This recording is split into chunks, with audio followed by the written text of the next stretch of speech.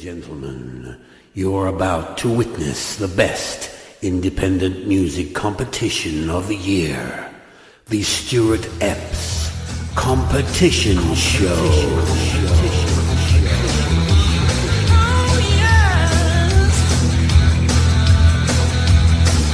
Hot summer night, felt like a net. I gotta find my baby yet. I need you to soothe my head and turn my blues onto red. Doctor, doctor, give me the news. I got a bad case of loving you. No pill gonna cure my ill. Well, hello and welcome to a very special show here on It Ready tonight. We've got the Stuart Epps Competition Show. This is a competition that was set up by the legendary record producer and engineer, Mr. Stuart Epps. And he's here with me at the moment. So please, put your hands together for Mr. Stuart Epps. Hiya, Stuart here. Nice to meet you all. Thank you, Kenny. All right, Stuart, how are you doing? Yeah, I'm doing well. I'm good. I'm very well. Thank you very much.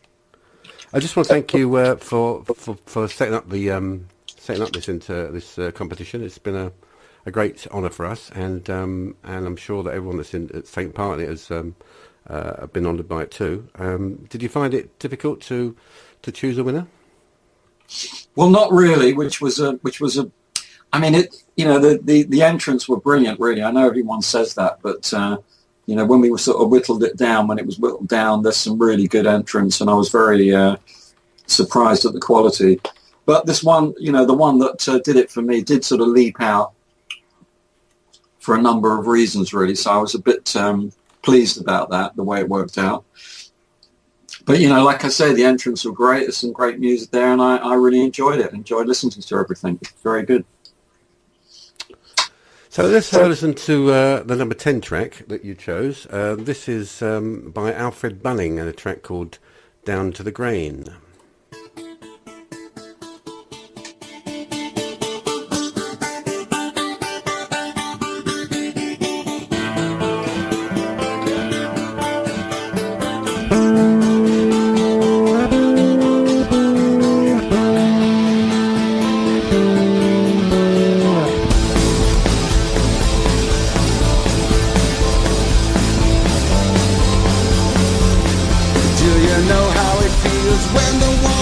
Tumbling down, you start looking for clues, but the answer can be found faster than the lightning, with twice the speed of sound. I'm moving on the stage, I'm going upside down. I am down to that brain. I need smoke to rock and roll, to release me from the pain. I am down to that brain. I'm a soldier of fortune, on my way to fame. Many people let me down in all too many ways, but I keep on believing, no matter what they say. I'm the strong survivor of that fittest kind. I'm living up my dreams and leave my past behind. I am down to that rain. I need smoke to rock and roll, to release me from the pain. I am down to that rain. I'm a soldier of fortune, on my way to fame. When I look over my shoulders to see what's left of me, it's like a never-ending story that finally sets me free. It's like a juvenile experience, but I like it whole.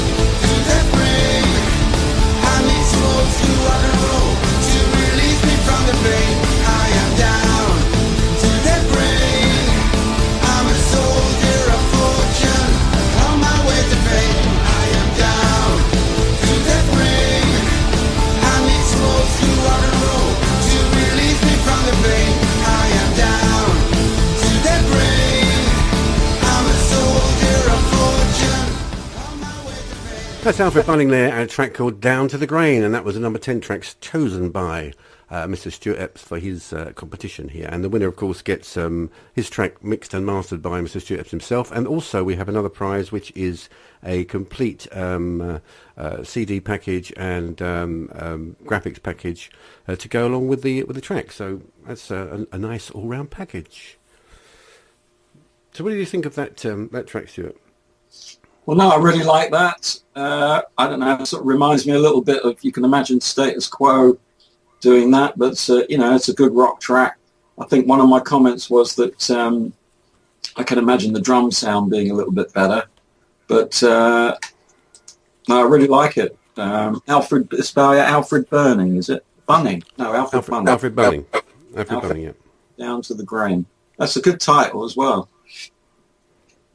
Yeah, no, I really like that. My sort of music, really, you know, I mean, it's not a complex track. It's like a good rock song. And you can imagine, like I say, you can imagine Status Quo out with that on a single, you know, being played on the radio. So, yeah, really like it. Very good track. Well done. We need to thank our two impartial judges who chose the 20 tracks that we put forward to you, Mr. Exile Pots and the Honourable Johnny Gibson, who I gave them the horrible task of listening to the 70-odd tracks that we had put into the competition, and they chose their top 10, and then those 20 went over to you, and this is what we're playing tonight. These are your favourites, so thanks to them, and thanks to you again. Yeah, definitely. Thanks to them. Absolutely, they did a very good job, I think.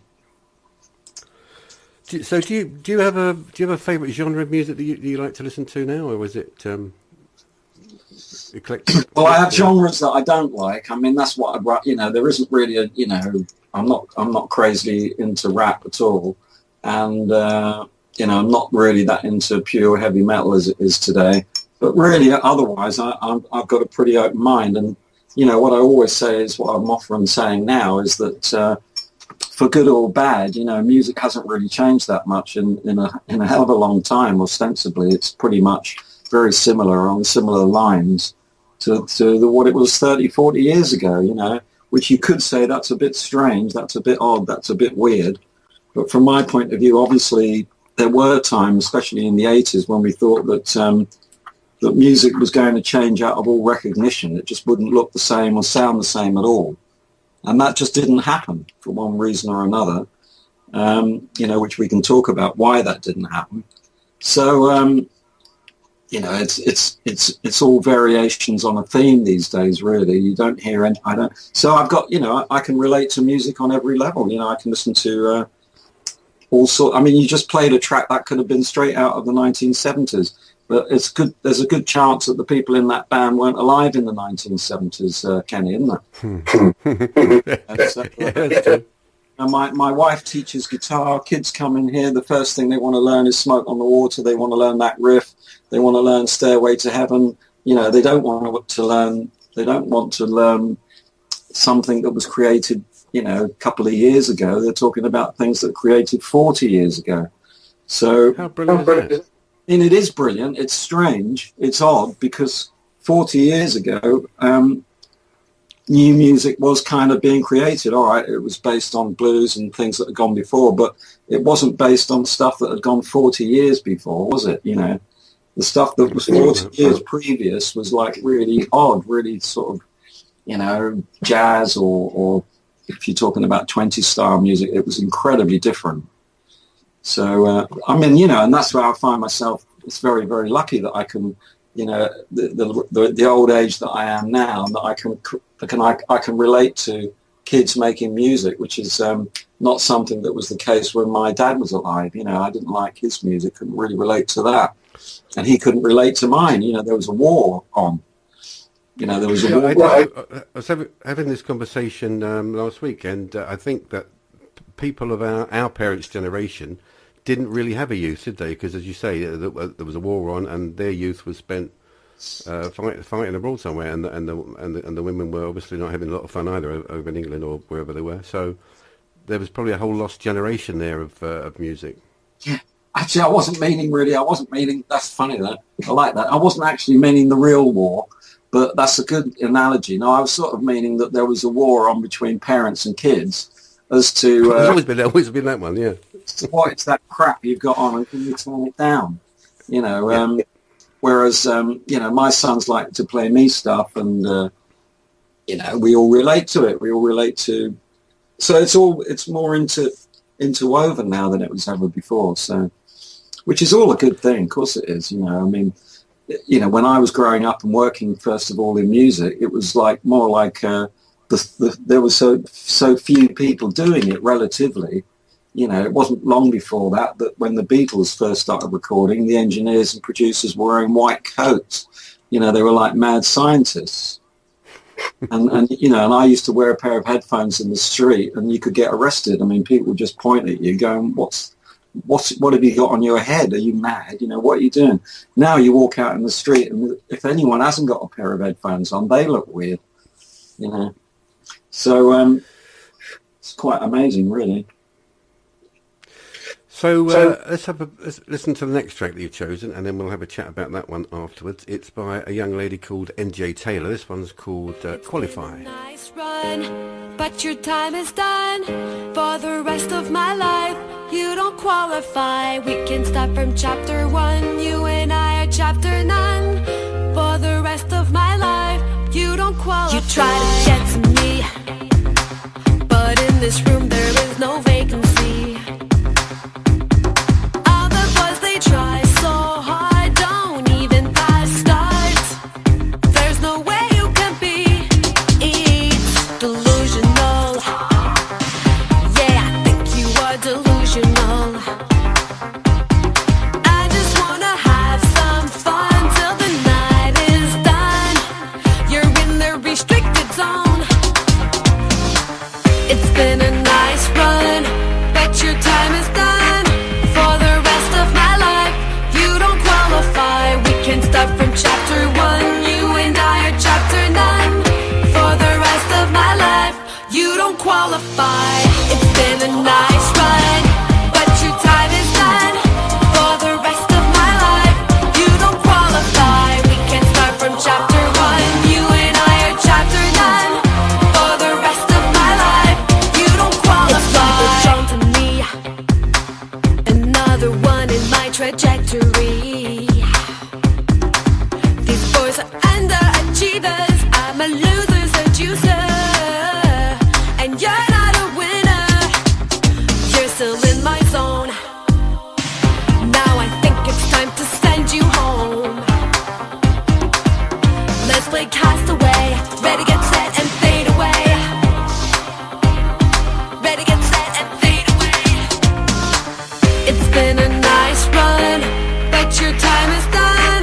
For the rest of my life, you don't qualify. We can start from chapter 1. You and I are chapter 9. For the rest of my life, you don't qualify. It's been a nice run, but your time is done. For the rest of my life, you don't qualify. We can start from chapter 1. You and I are chapter 9. For the rest of my life, you don't qualify.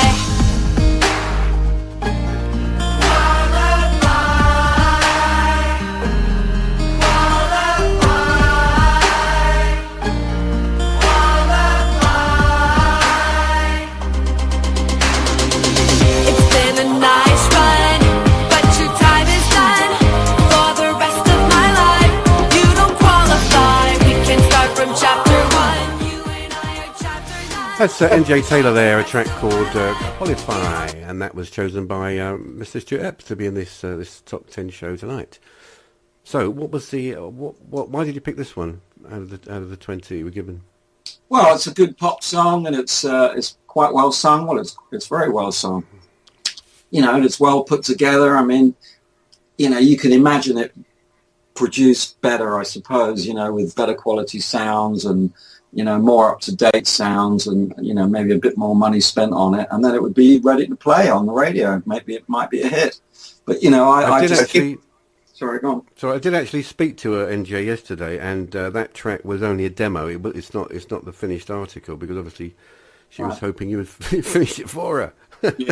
So that's only a rough demo. So that is, I mean, that is not going to be the finished article. Right. I mean, it's not groundbreaking. It's not sort of something I've never heard in my life before, or it's not going to change the world. It's, you've heard it a million times before. Like what we were talking about before, in the way that things haven't really changed much over the years, is that song could have been written in the 60s, might even have been written in the 50s. But the way that it's been produced and the way that it's being, way it's being produced really is what makes it, if anything, up to date. And of course, it could be a bit more up to date with the sound quality.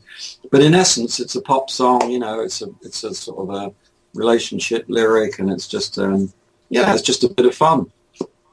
And nothing wrong with that. And the charts is full of them. So why wouldn't that one stand a chance? So that's why I chose it, really.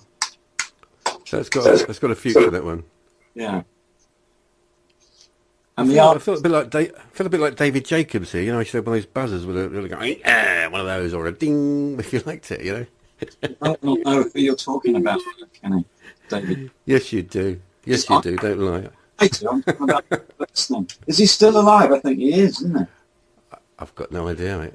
No, he is. I only saw a rerun of it. No, he's about 98, I think.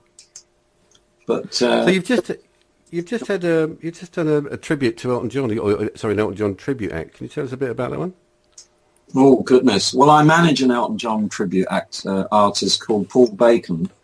I could talk about that all night, really. But yeah, since we've been talking and since the competition, I can't remember when we started all that, but we have had a bit of amazing controversy, or whatever the word is. What's that word? How do you pronounce that? Controversy. That's the one. Because basically, and if Elton's listening, which I'm sure he is, because he tends to listen to everything I do, the real Elton I'm talking about.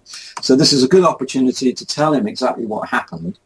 I'm sure everyone's listening in. And what happened was that Elton John's mother, Sheila Fairbrother, who I've known as long as I've known Elton, which is 48 years, basically called up via her a friend of hers, Bob Halley, who also worked with Elton, and they just happened to see my Elton John tribute on a video that I'd sent him, and she just thought that he was absolutely brilliant. And her 90th birthday was coming up, or actually it was a couple of years beforehand, and she just thought, she knew that Elton wasn't going to be there because they'd not been getting on, as people know, and they'd not been talking. So she just said, well, she just loved him to be playing live at her party, because as far as she was concerned, the only music she wanted to hear at her party was Elton John's. Because no matter what's happened between them, she still loves his music, grew up with it, obviously, and she just thought it would be a great loon, and we keep it a secret, and just sort of, a lot of the people, obviously, that were going to be at the party were old friends of Elton's, and she just sort of thought it would be a loon. Unfortunately, what happened was it kind of looked like to Elton and maybe some others that this was all planned to make him look bad, and to make him feel bad, which it wasn't at all, because it did leak out into the papers and into the press. And, suddenly when you see these things in the Daily Mirror and the comic sort of papers, it always looks worse than it is. So, it had a few strange rebounding effects, really, in that area. But it was an amazing party, and this guy Paul Bacon, who takes off Elton, sings just like him and looks just like him when he's dressed up, is a bit amazing, really. And there was I saw the photographs. He looks the part, doesn't he? Well, Elton's ex-manager John Reid, who was with Elton for 15, 20 years, was there. Well, what am I talking about? He was with him for about 30 years, and he just could not believe how similar Paul is, And he doesn't take the piss, Paul. He doesn't take the piss out of the act or sort of camp it up or anything. He just performs the songs, and we got a great band with him, so they all played great, and it was a great party, So it was all good stuff. So you said you're managing him. Is he obviously doing lots of gigs and lots of stuff like that? Is it something you do, management? Is it, or is it just a one-off, this one? No, I don't. I have done in the past. Well, anyway, that's I was working for Elton John's manager. Well, when I first started off at Dick James, I wasn't on the management side. I was on the record company side, but I was, pretty much doing what a manager does, what a record company does for the real Elton John for years, from before he was known. Sorting out gigs, sorting, promotional stuff, and everything to do with the recordings and everything else. So, but since then, I don't take on management lightly. I have managed a couple of artists. I mean, if I hear someone who's I just think is extraordinary, hasn't got a manager, and I think I can do something with them, then I will take it on. But it's a very difficult job, management. Basically, it's not easy at all, and you've got to really believe 100% in what you're doing and the artist and everything else. And with Paul, it's quite funny because I really manage him and work with him in much the same way as I used to do with the real album, because people haven't heard of Paul. Well, a lot of them have heard about him now, and that is down to me, I suppose. So, but when I'm ringing up venues and saying, I've got this great tribute artist, Elton John, they'll go, yeah, right, well, you've got about 10 of those, and, what's so good about yours? So I find myself selling him in much the same way as I was selling the original Elton, which to me, although it was 48 years ago when I first met him, it just seems like the other day when people will be getting his name wrong, Elton John. I mean, especially in America, when a John is a toilet, they strange name that is, But so yeah, but he's a great guy. He's of course, I love the music. I got to help put the band together. I know what it's all supposed to sound like. So I'm perfect for managing him, really, and we're having a great fun with it. But managing a new band is tough, managing. I managed a singer-songwriter a couple of years ago, and it's a tough situation. Not to get into it lightly, really. But I'm always up for it. If I hear something, I've got to do it, really.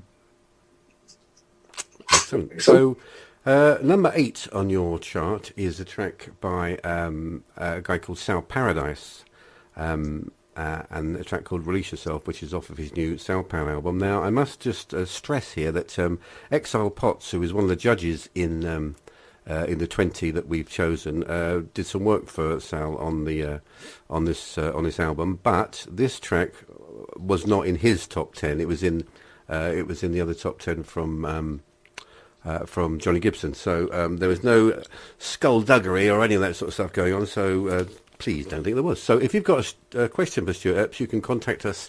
You can contact us on Skype. On Skype, no, you can't contact us on Skype because we're on Skype. You can contact us on Facebook, on Twitter, or in our chat room. Just write down your question, and we will ask Mrs. Stuart Epps. So this is number 8 sound that Stuart has chosen. This is Sal Paradise and Release Yourself. Kenny Dockery on Loop Radio.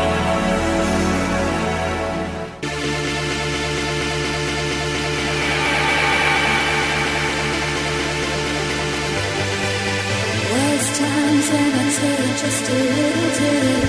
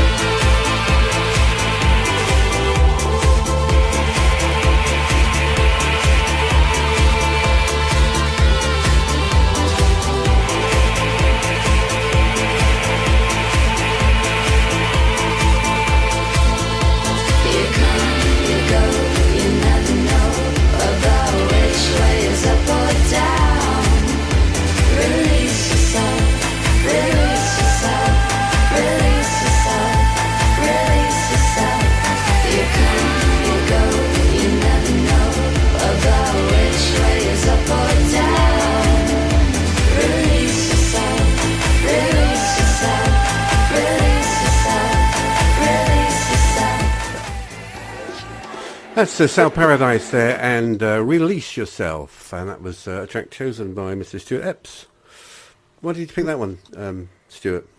Well, much the same way as the one before it. It's a good up-tempo pop song, you know. It's been well put together. I wrote down Blondie here. I mean, you could imagine Blondie would have done that in the 70s, or when she was more like the 80s, wouldn't she? Really, you know, maybe if she'd have done it, it would have been bit more attitude with electric guitars as opposed to synthesizers. But no, it's a good track. I mean, you know, maybe the artist isn't. Maybe that vocal could have been a little bit stronger somehow. The sound actually played with Mungo Jerry back in the day, Stuart. I like that repeat though. That was good. I thought that was one of the best bits so far. We've talked before about your early days with Dick James, and so how did you get into it in the first place, into music? Was it thrust upon you, or was it always something you wanted to do? Thrust upon me. Well, you know, this is maybe a good time to, if I'm talking to your audience, which obviously I am, hopefully, is to say, if anyone is listening in, and hopefully there's hundreds of you, maybe you could go to if you went to my website, which is stuartepps.com. So, you know, dial up. I mean, if you can do that and sort of listen, obviously don't go off the radio. But if you dial up www.stuartepps.com and then go to Stu's story. And basically Stu's story tells the story, which I'm just about to do a very, very shortened version, because you just asked me the question of how I started off. And it starts off, you know, and then I'll see you come onto my website and know that you're doing that. But basically, yeah, I started off at Dick James Music, which was in 1967. And Dick James at the time was the Beatles music publisher.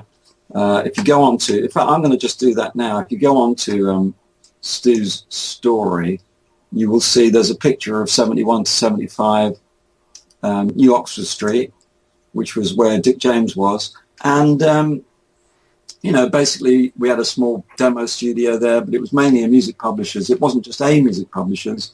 It was probably the biggest music publishers in London at the time, obviously having the Beatles and some of the Liverpool bands, Jerry and the Pacemakers and this sort of thing.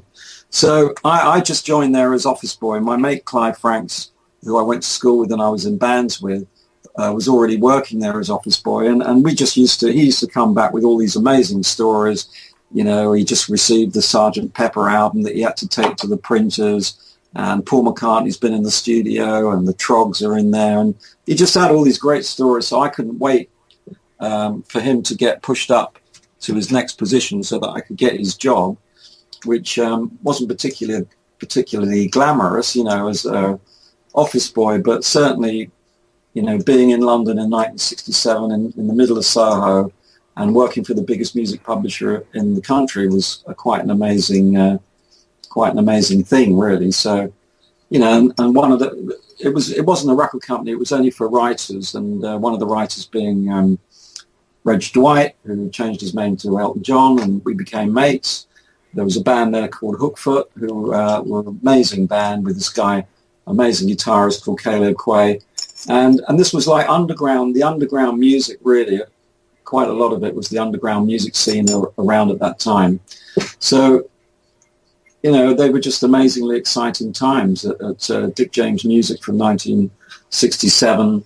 You know, and I can go on about the whole story. But actually, as I say, if you go on to Stu's story on my website, it really does tell the story of what happened, and it's got sort of examples of music that we were creating then. And then it goes on to talk about the Mill Studios in 1974, where Jimmy Page then bought the Mill and Led Zeppelin and the whole bit, really. It was a great time. It was a great time in music, wasn't it? I mean, I guess from the Beatles from the 60s, 62, 63, that really sort of woke up the music scene. Why do you think it was that particular time? Do you think, have you got any sort of theory behind it? Well, at 62, that's a bit young for me. I'm you know, I'm not that old. So so when the Beatles came along, all I know is that, I mean, you know, I was into music from the age of 3, as a lot of people, you know, they just want to, I just love listening to the radio. In our day, it was Radio Luxembourg. Rock and roll music just took me away. I mean, I just loved hearing it. And then as soon as I could pick up a guitar, I wanted to play the guitar and I wanted to sing. Obviously, that doesn't happen to everyone, but it definitely happened to me. And so you're following music and you're listening to it. And, around about the 60s, like you're saying, when people started picking up guitars and wanting to play the drums and wanting to form bands and wanted to plug their guitars into amplifiers, it was kind of new. This was new, wasn't it? This wasn't really something that had happened in a big scale before. This was new stuff, keep catching kids' imaginations, me included. And then along with that was recording, which I wanted to get into because I loved the magic and the idea that you could play the guitar into a microphone on a bit of tape and then you could play it back. And even when you're half asleep, or knackered, you could suddenly hear yourself whacking away on this guitar. I just thought, that's amazing. I love that idea. So, and it was just, it was all in your head, inventing stuff in your head of how this could all be. So actually then being allowed to, actually have a job where I was now meeting people that were doing this for a living, it was insane, because it was such a new industry, really.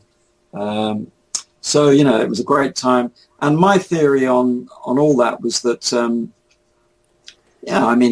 obviously, I joined the band for pulling girls, really. I admit it freely.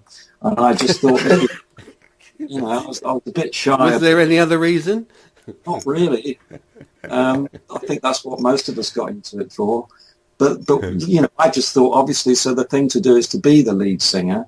And then you find out that actually it's the bass players that get all the birds, get all the women. And maybe not everyone knows that. But if you think about Paul McCartney and Sting and, Motorhead and whatever his name is, Lemmy and all that, they're all bass players, Thin Lizzy bass. Look at Phil Lynott, yeah.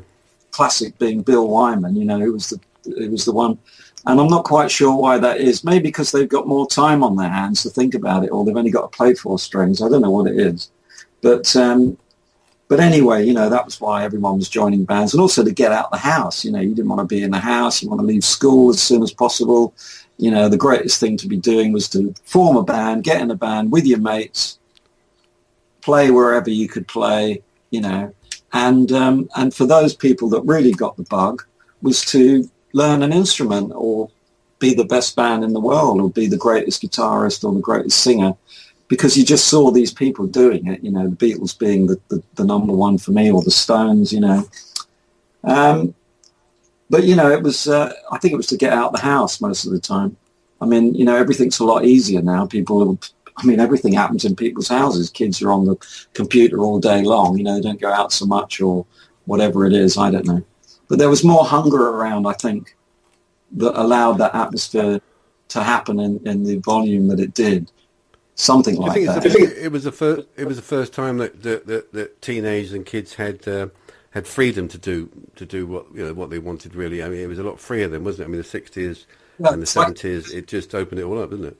Well, there was a lot. It was a real rebellious time. There's not so much rebellion amongst younger people, kids or whatever. There was just this unbelievable rebellion to get out the house and to play music really loud and to do everything the opposite of what your parents were doing. Grow your hair longer than it's ever been, drink as much as possible, do other things which some people got involved in, and to make music that they absolutely hated. Make music that your parents absolutely hated was number one priority. Although you didn't necessarily do it on purpose, but it was a rebellious time, and the music was at the front of it all, really, and mixing with people that liked the same music. I think much more than it is today. So there's not so much rebellion, really.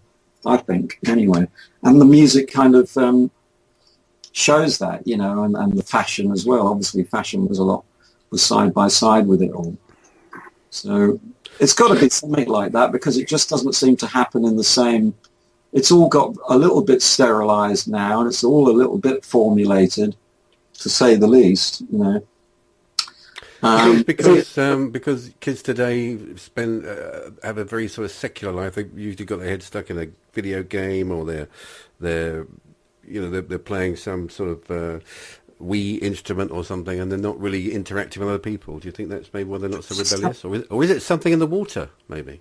Well, no, the last part of what, not the very last part, something in the water, but the not communicating so much with other people. That's definitely what it is, that it's all sort of more secular. And also everyone wants everything the way they want it, and they're determined to have it that way.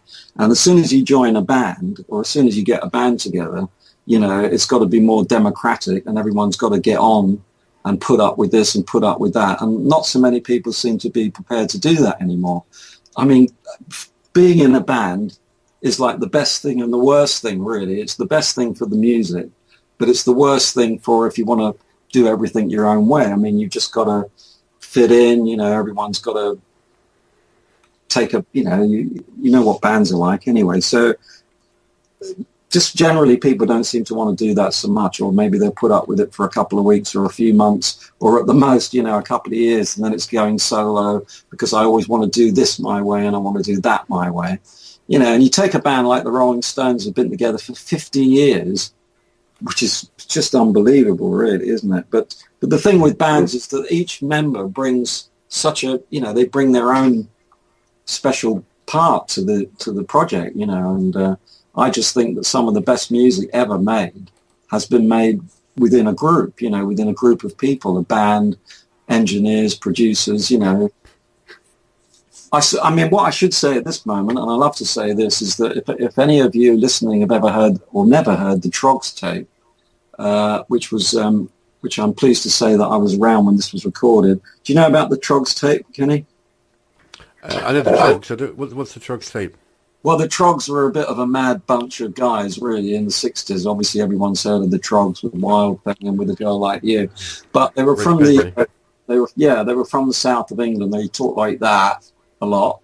And basically, they used to row all the time. So whenever they got in the studio, they would get into a serious row, which is what bands are all alike. But the thing with the Trogs tape is that this mate of mine, Clive, had the foresight to...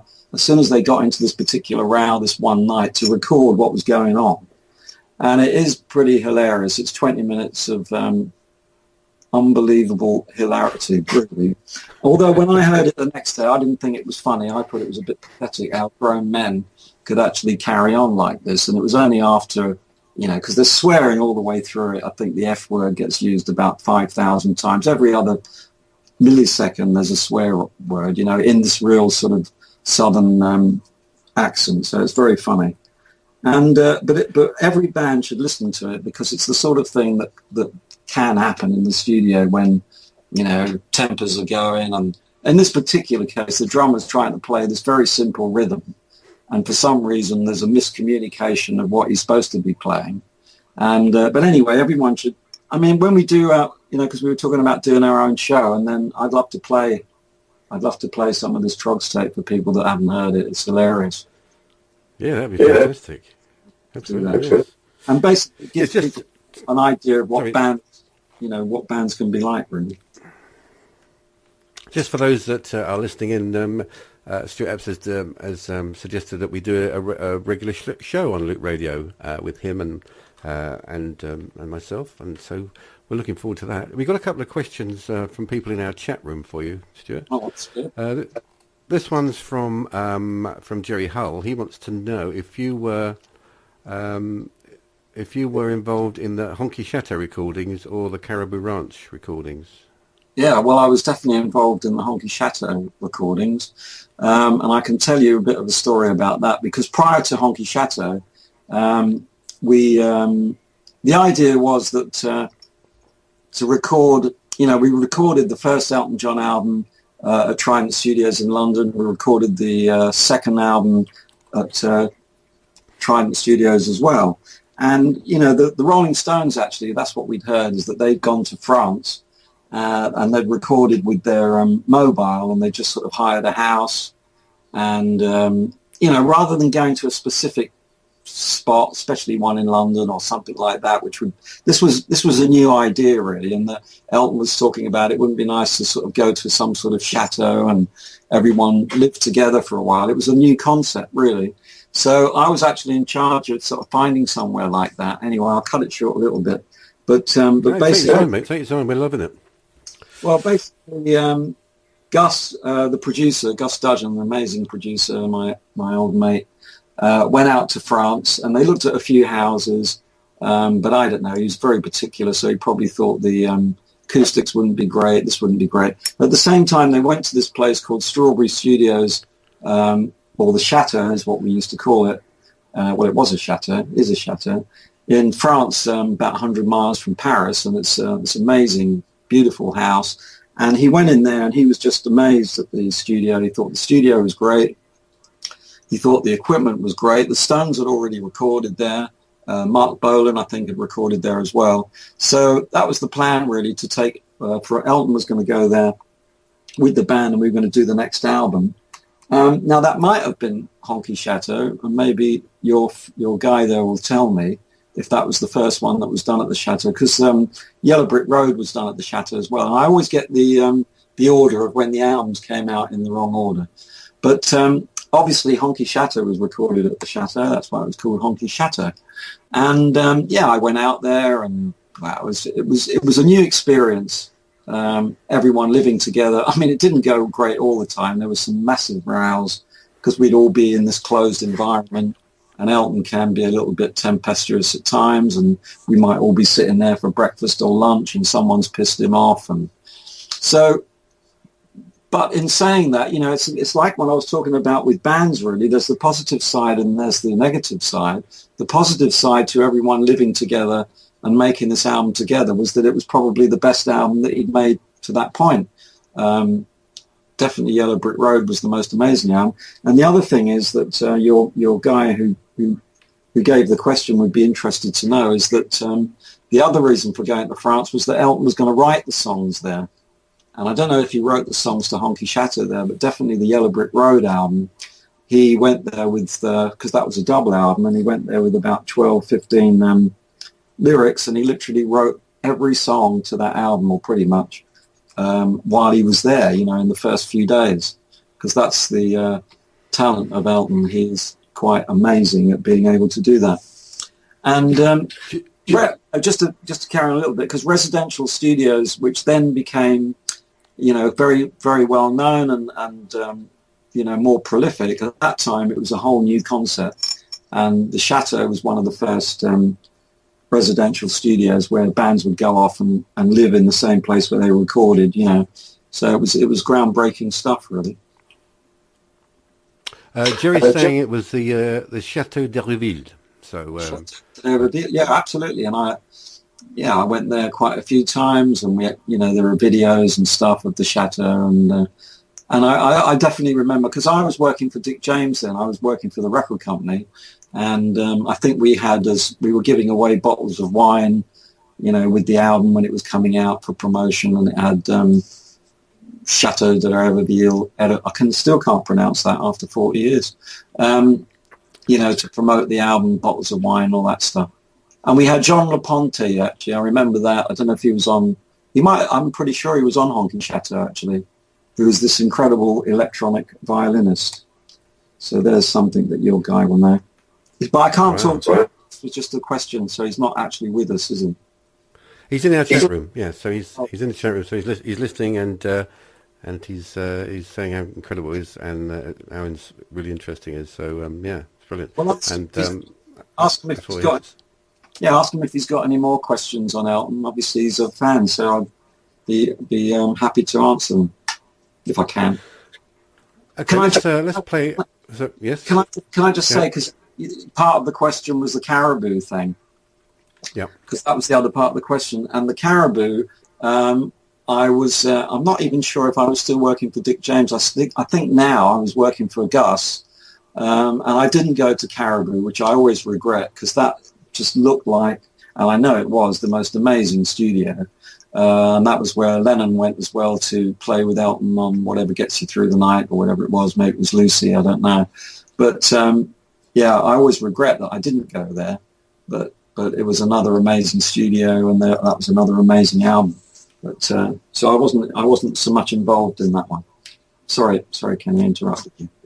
No, you did it. If you just tuned in, you're listening to the Stuart Epps competition show, and we're listening to a piece of history here on Loop Radio tonight, and we're loving it. We're going to play another track. This is our number, I don't know, what is number 8? Is it number 8 you've chosen? No, I can't remember now. I was so intrigued by what you were saying. I've lost count of the numbers. Anyway, this is the Updraft Imperative, and a track called Fighting in My Head. On your radio again comes the strains of Cuddly Ken.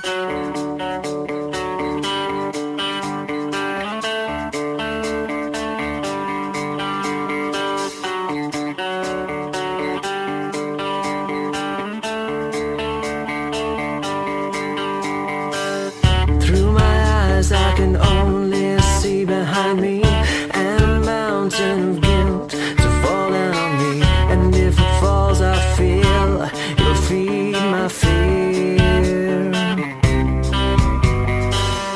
Standing tall with the truth welling like a tide, feels so far away, feels like something to hide, and what I wouldn't give to feel you near, what I wouldn't give to feel you near. I need to call for you to touch me. All that's gone can go to a place that's unseen. The only thing holding me back from you is a place in my make-believe. Here I go again, when will this end? Fighting with myself, fighting in my head, trying to make reason alright. No one's going to come to rescue me, to help me out, untie my feet, to make me move towards the light. The real freedom is that the move is mine. I only need to call for you to touch me. All that's gone can go to a place that's unseen. The only thing holding me back from you is a place in my make-believe.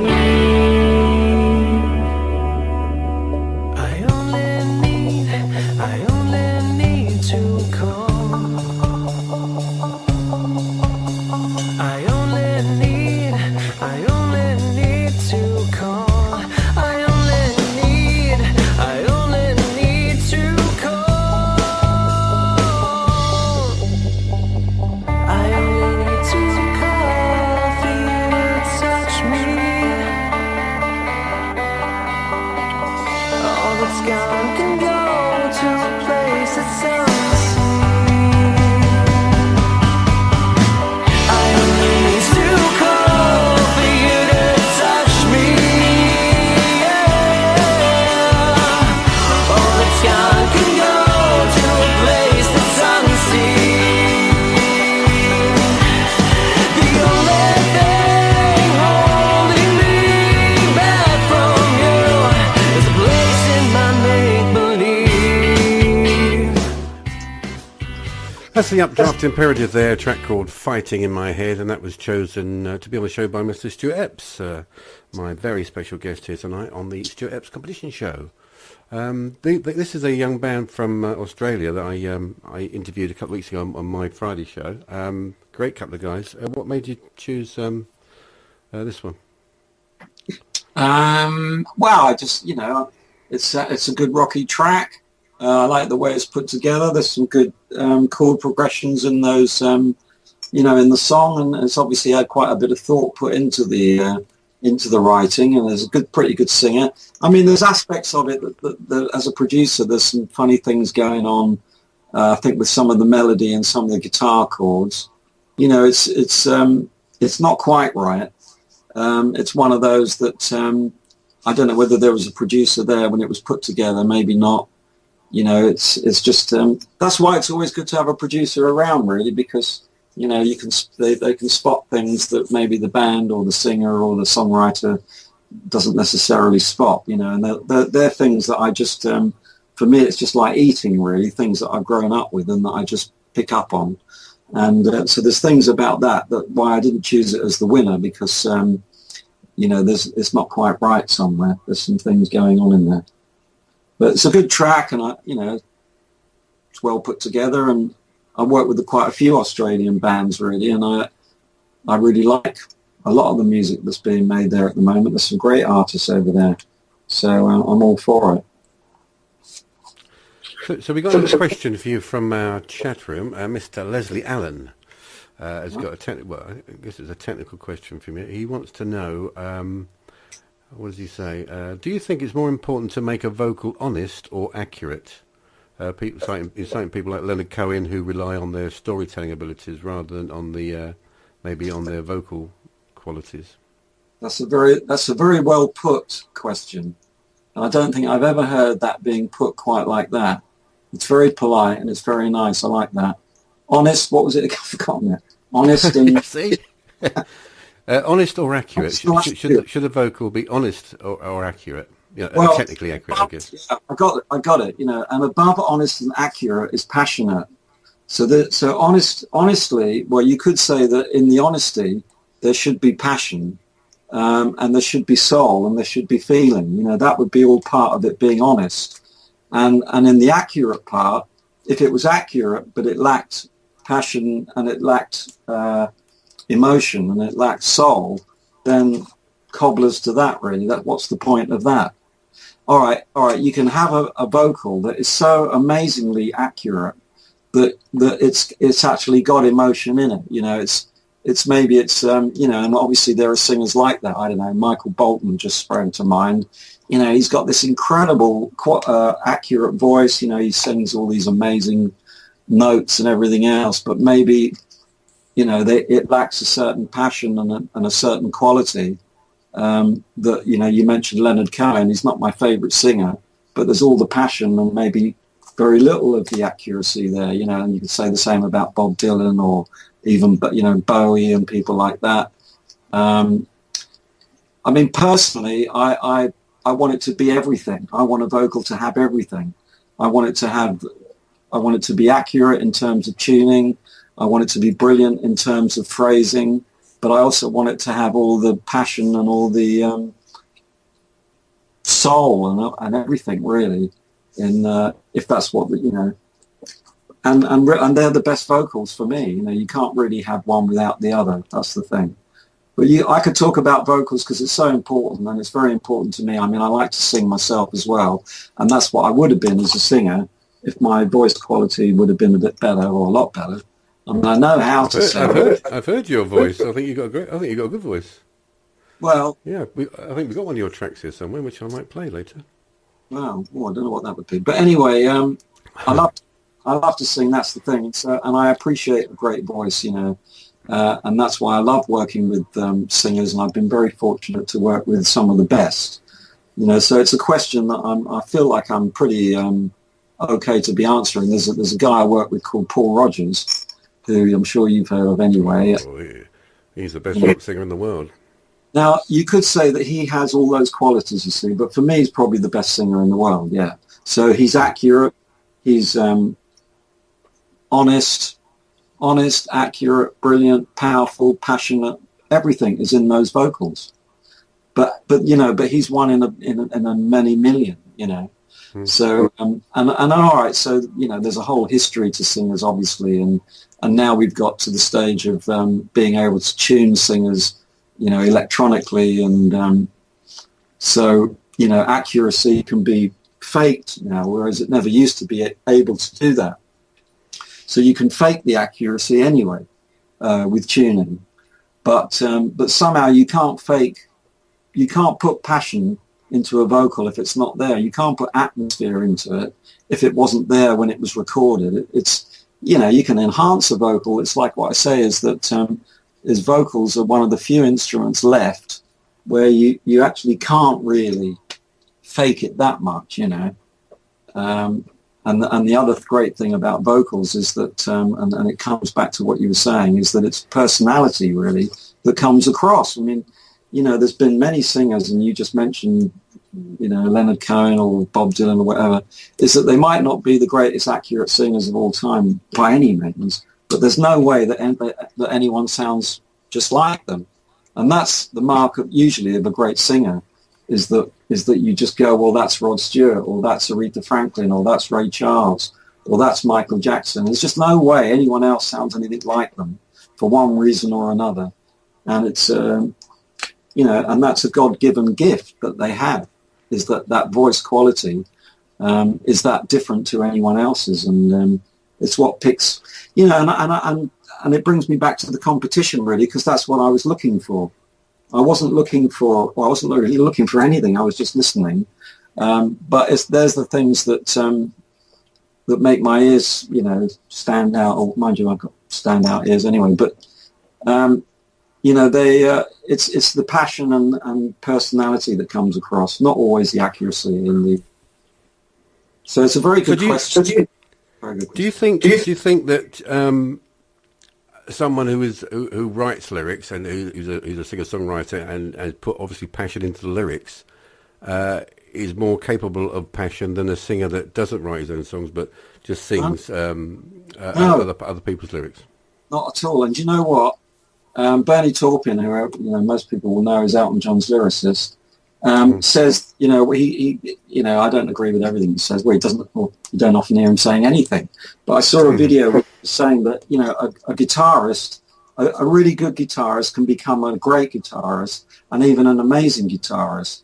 But, you know, a singer is born a singer, really. A singer can just be that much better. But, you know, they're sort of born. Singers are born. Whereas pianists, I think, can become, you know, keyboard players, or a drummer can become a brilliant drummer by keep practicing.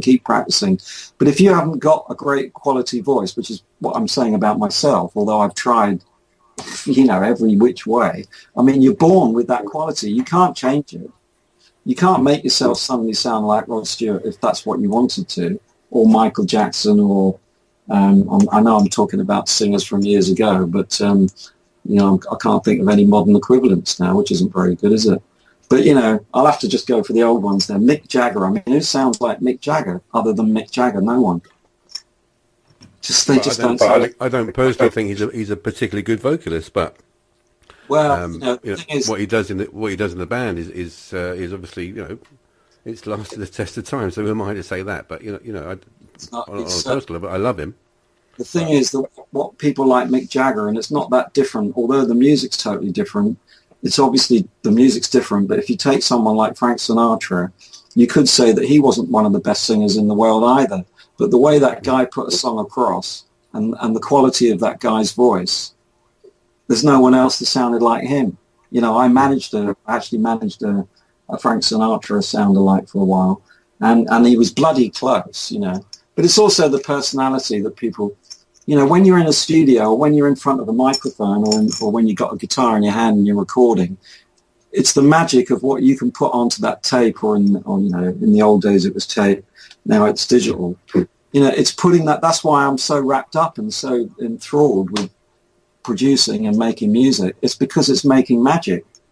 And it's not any different to someone creating any other work of art, like a painting or a sculpture, you know, or something like that. You're really creating a bit of magic that hopefully will be around for years and years and years, you know. So I'm sure that everybody listening is just amazed by your passion and that you've still got this passion after all the years you've been in the business, and you've still got this passion for music, and that is a wonderful, wonderful thing, you know. And I'm sure it's inspiring everybody that's listening to you tonight. It's certainly inspiring me. It's nice to know. Yeah, well, it amazes me as well, to be honest. I mean, and I think everyone who's still involved in music who I was working with, you know, we were working in in the 60s is amazed too, because it was something you thought, you know, it was all right doing it when we were kids and when you were young, but we'd grow out of it eventually. You know, you probably feel the same. And let's look at what you're doing. You're still doing it as well. So, you know, you think it's something you're going to grow out of, but when you're passionate about something, you never grow out of it, really. We just still remain. And the good thing is that, you know, I'm working with a guy at the moment. He's supposed to be here next week. He's actually from India. You know, he's an Indian guy. You might be listening tonight. Pulkit, his name is. And he's been sending me some YouTubes of artists that he likes, and he wants to sound a bit like them. And he sent me a couple of things. I mean, and I've never heard of quite a few of these artists, but I just find myself going, oh, it's bloody brilliant. I love that. I absolutely love that. I relate to it totally. All right, it might, you know, like Ray Lamont Tong. I don't pronounce that name probably quite right. You know him, don't you? I mean, that guy's selling millions and millions and millions of records. But to me, that's Van Morrison, really. That's an updated Van Morrison. I mean, so you know, and I love Van Morrison, so I'm going to like Ray Lamont Tong. It's very rare that you hear anything you think, well, I've never heard anything like that before in my life, you know. But so yeah, there's plenty to be passionate about.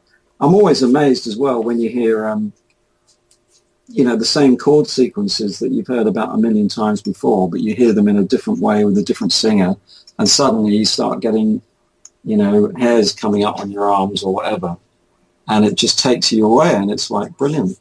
So as long as that keeps happening, yeah, I'll keep doing it, really.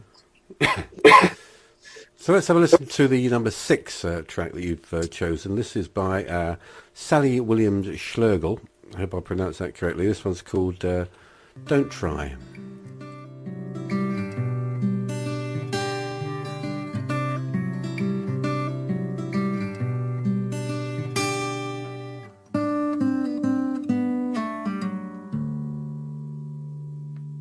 You can't hide what I can see with my eyes.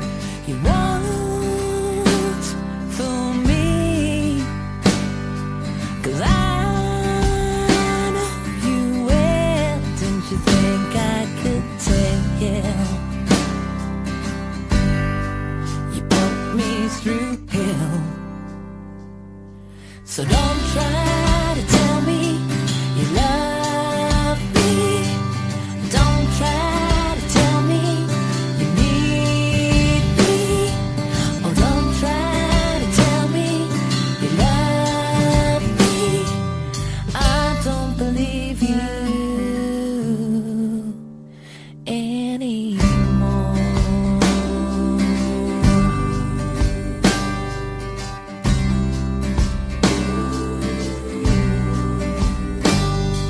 I can't cry, I just need to know why. Why choose me? 'Cause I so well the very picture I feel. And then you put me through hell. So don't try to tell me you love me. Don't try to tell me you need me. Oh, don't try to tell me you love me. I don't believe you. Don't explain. Don't try. Don't wanna hear more lies. Leave me alone to cry.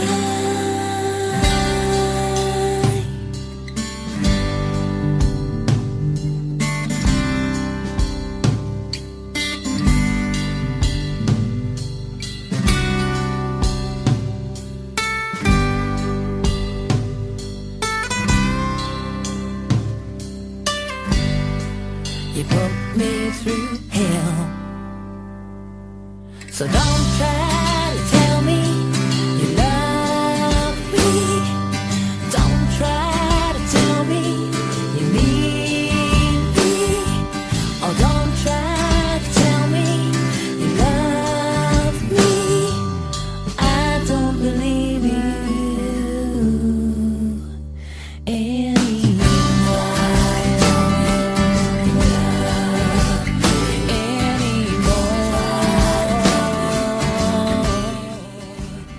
That's Sally Williams Schlegel there, and a track called Don't Try.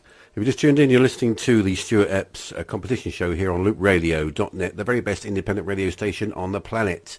And I'm live here with Mr. Stuart Epps, who's talking about all sorts of wonderful things, historical things and musical things. So that was Sally Williams Schlegel. What made you choose that one? Well, to be honest, I think that's the best of the bunch so far. She's got a beautiful voice, and it's got a lot of atmosphere on that recording. And it's a nice song, really nice song. Got everything, it's got a verse, got a chorus, got a middle eight, although in America they call it the bridge, which we could talk about. Talk about structure of songs and that sort of thing. But I definitely think that's my favourite song and my favourite track so far. We were just talking about, I was just talking about, accuracy and honesty and vocals and that's just got a lot of honesty in the way that's been recorded. It just sounds like a bunch of people who have gone into the studio. It might not have been that. It might have just been done by one person. But whoever's put that together has managed to capture a nice atmosphere that every time it's played, it puts you in a mood. And that's a lot of what making music and making records is about, really, I think. Setting up a nice mood. And she's doing it really well, she's doing it great. So it's a great track. So you were saying earlier that you worked with Paul Rodgers for a while. Did you start back with Free in the early days and with Bad Company in that way, or was it a bit later on? No, I keep telling you, I'm not that old. No, Free was when I was about 12. All Right Now and all that was dancing at the discotheques and stuff. But no, when Jimmy Page bought the mill, which was in about 1979, obviously Paul Rodgers was part of Bad Company, and Bad Company was signed to Swan Song Records. So, that was how, the weird thing was that actually Bad Company came to the mill to record, but Paul Rodgers was no longer in the band.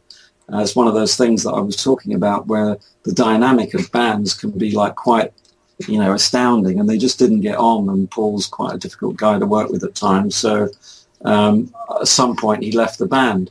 But, I did start working with him on his first solo album, which I think was called Cut Loose.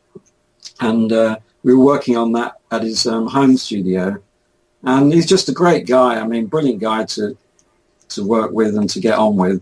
But basically, when he goes out there and sings, gets in front of a microphone, it was just, it was absolutely stunning, because he's one of these guys that would sing from start to finish. He didn't know the meaning of dropping in or, tuning the vocal. It was just all about a vocal performance. And so I worked on his solo album.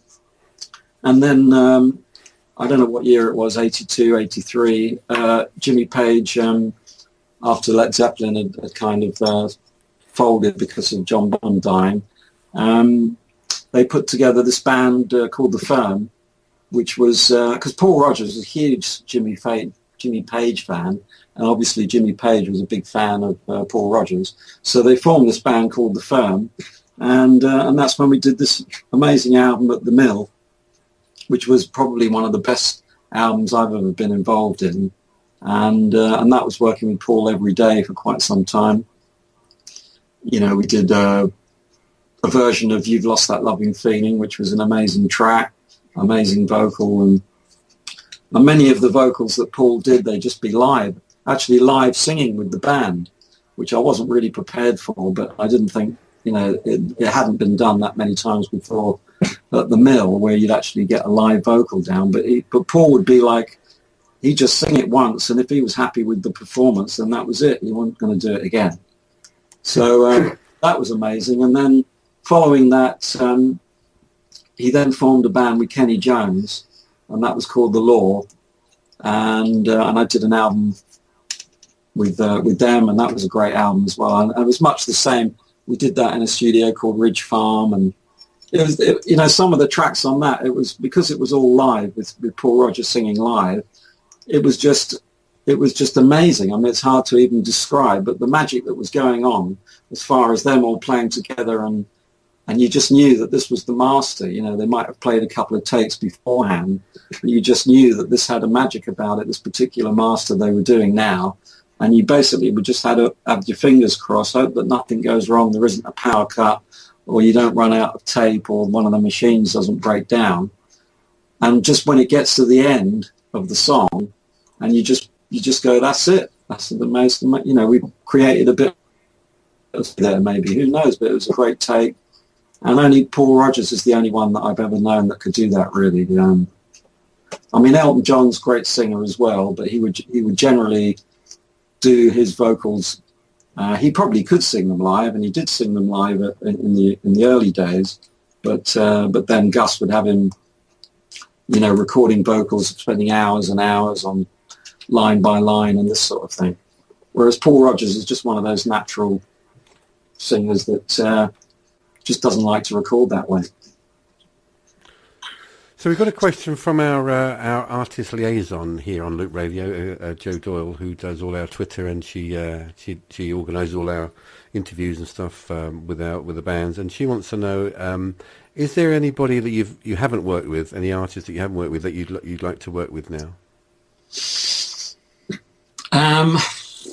That's a good question. What, from now or from the past, or sort of from any time? She didn't really say. Going back to Beethoven, I guess. I don't know. It's yeah, Beethoven. That's the guy. Imagine working with him. I would like to work with him, because he couldn't hear, could he? So he wouldn't know if it was shit. Yeah. He couldn't if the drum sound was rubbish, or if the bass was out of tune. No, I don't know really. I mean, you know, I just think I've been fortunate to work with the people that I've worked with in the past, and to work with great musicians and great artists now, really. I mean, I suppose the one that I always think of would be Joni Mitchell, because I'm such a big, huge, massive Joni Mitchell fan. So I've said that in the past, that, yeah, of course, I'd have loved to have worked with her. And, yeah, I'd love to have worked with the Beatles as well. I mean, you know, there's probably hundreds of bands I would have liked to have been involved with, but...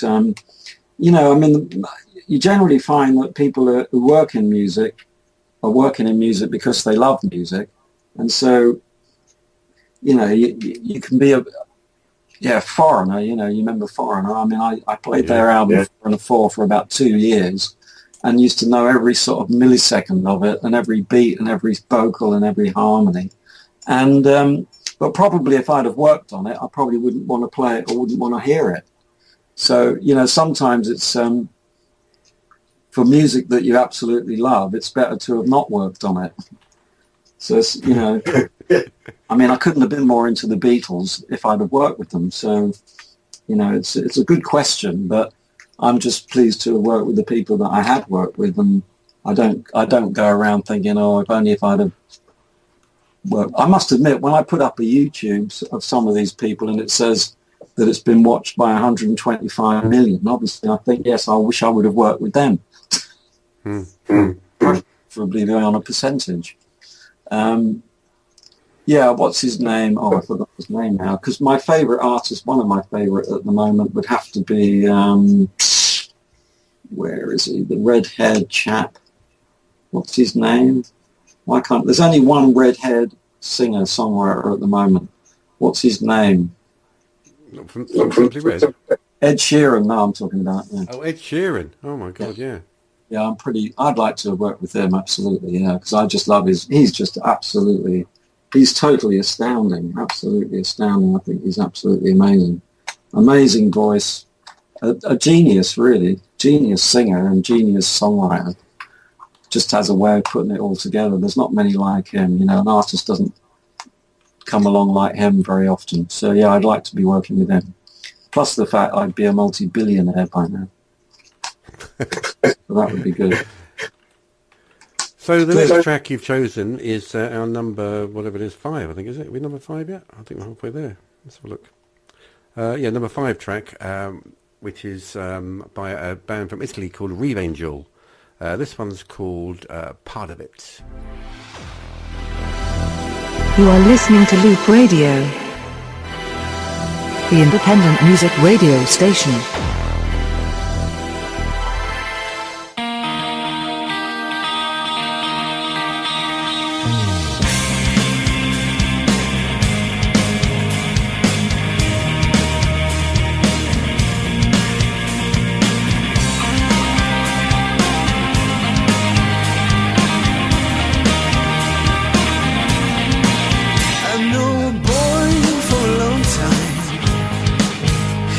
A shine that built a wall to destroy and making noise and dancing on it, singing on it. It was a young and fragile. It was a rebel, compassionate when it looks to the sun. He could feel so touch inside, and in front of a sea, he could feel as a part of it. You really need to be pleased about what you've done. Cross the line, open the door, you will find a place called home. Frozen fire and burning ice. So he had made a deal with time, 'cause when big dreams are not allowed, try to make them real so hard. When he listens to the song, there's nothing that could be so strong. It's a dream but it's real, 'cause he could feel as a part of it.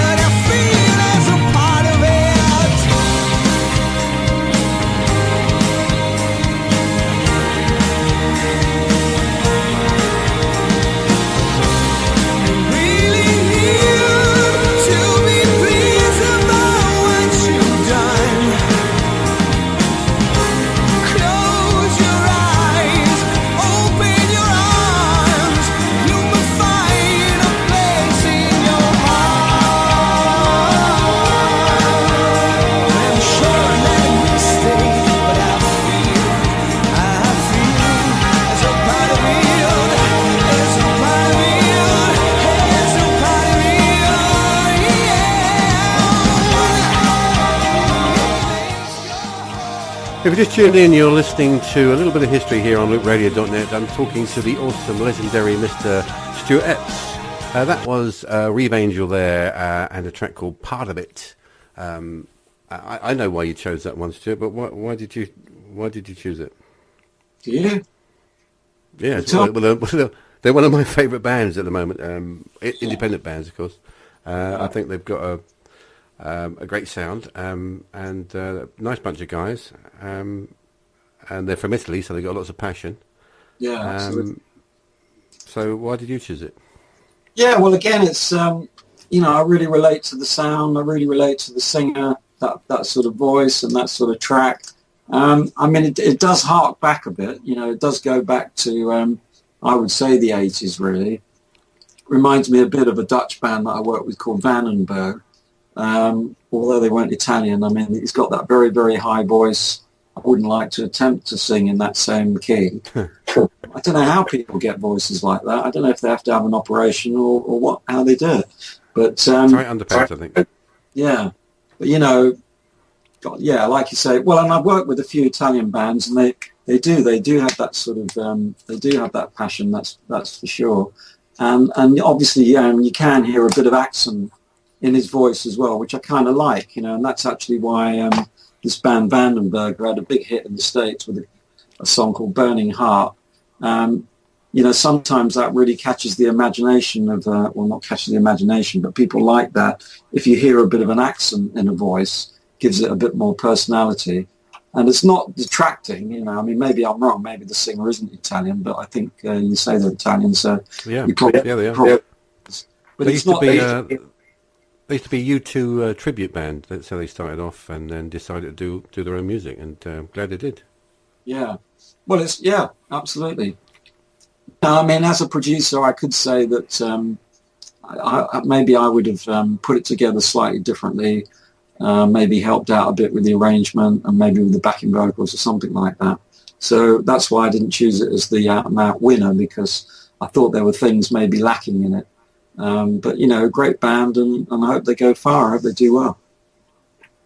And if you'd like to have your track mixed and mastered by Stuart Epps, then get over to www.stuartepps.com, and you can find lots of details on there about Stuart's career, obviously, in the music business, and the services he offers, which is great. I'm glad you're still doing it. You've worked with everybody, I would think. You know, some of the biggest names in the business and some of the greatest names in the business. And now, why are you now working with independent bands? Well, because all the others have died, I think. They're all dead now. only some of them are dead.